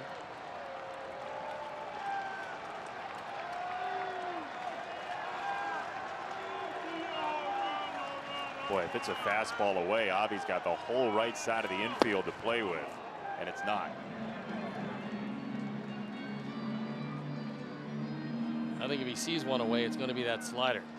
And there you see the shadows. We talked about them creeping up on the plate. Still, the visibility is good, but not at first base.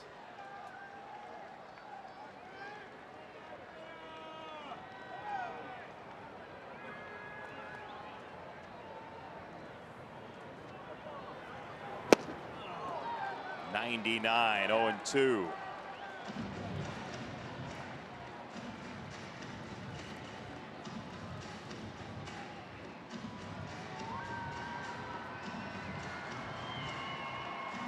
Well, if you think it's a slider here. Good pitch to run if you do, but then you got Abreu in the on-deck circle, and he can hit a fastball. Moncada holds. Pitch is down at 99.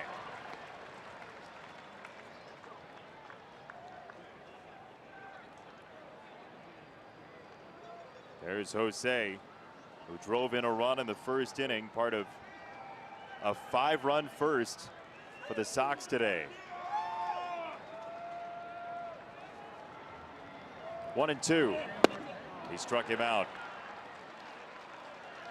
All fastballs. First baseman, number 79, Jose Abreu.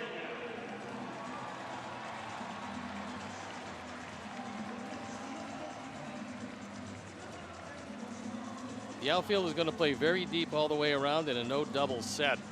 But on a ball in the gap, Yoan is going to score from first base.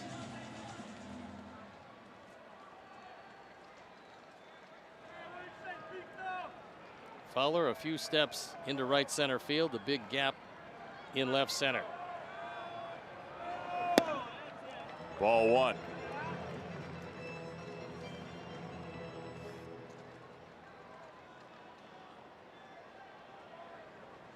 Treinen with 3 wild pitches this year.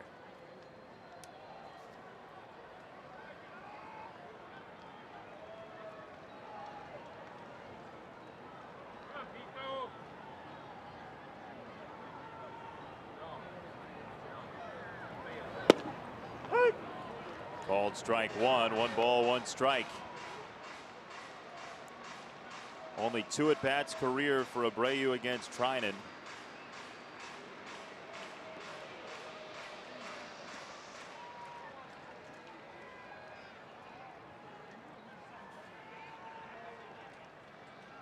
The lead at first base appears to be just a touch bigger for Moncada. He holds. On the ground is shortstop. Simeon boots it. Moncada to second base.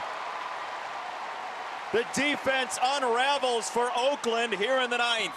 That's a game-ending 6-4-3. That wasn't, and Marcus Semien has had a very bad series defensively. Error number 16. Kind of sat back on it, let the hop play him, and the inning stays alive.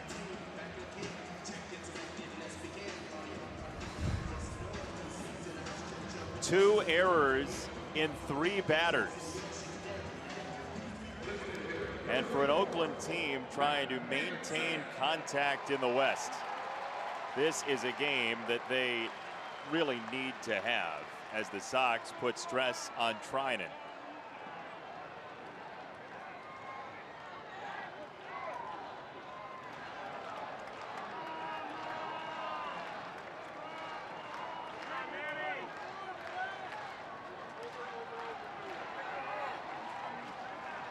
Davidson. Strike one. Sox do have Narvaez on the bench, and lefties have hit Treinen better than righties this year. Kevin Smith's spot is next.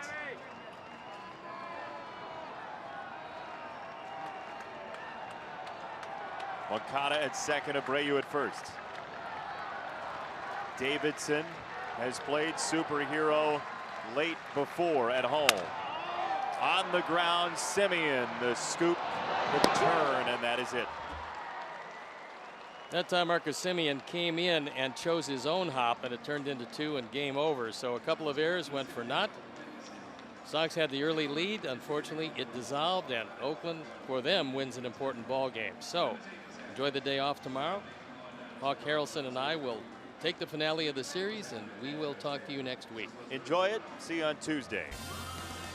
Final score gives Oakland a 1-run victory. For our producer Keon Dolashahi, our director Jim Angio, associate producer Dave Ross, tech manager Mark Harper, the executive producer Greg Bowman, and each and every one of the great folks who work on this NBC Sports crew. Chuck Garfine downstairs, Steve Stone up here. I'm Jason Benetti saying so long from Guaranteed Rate Field. Coming up next, Subaru White Sox postgame live.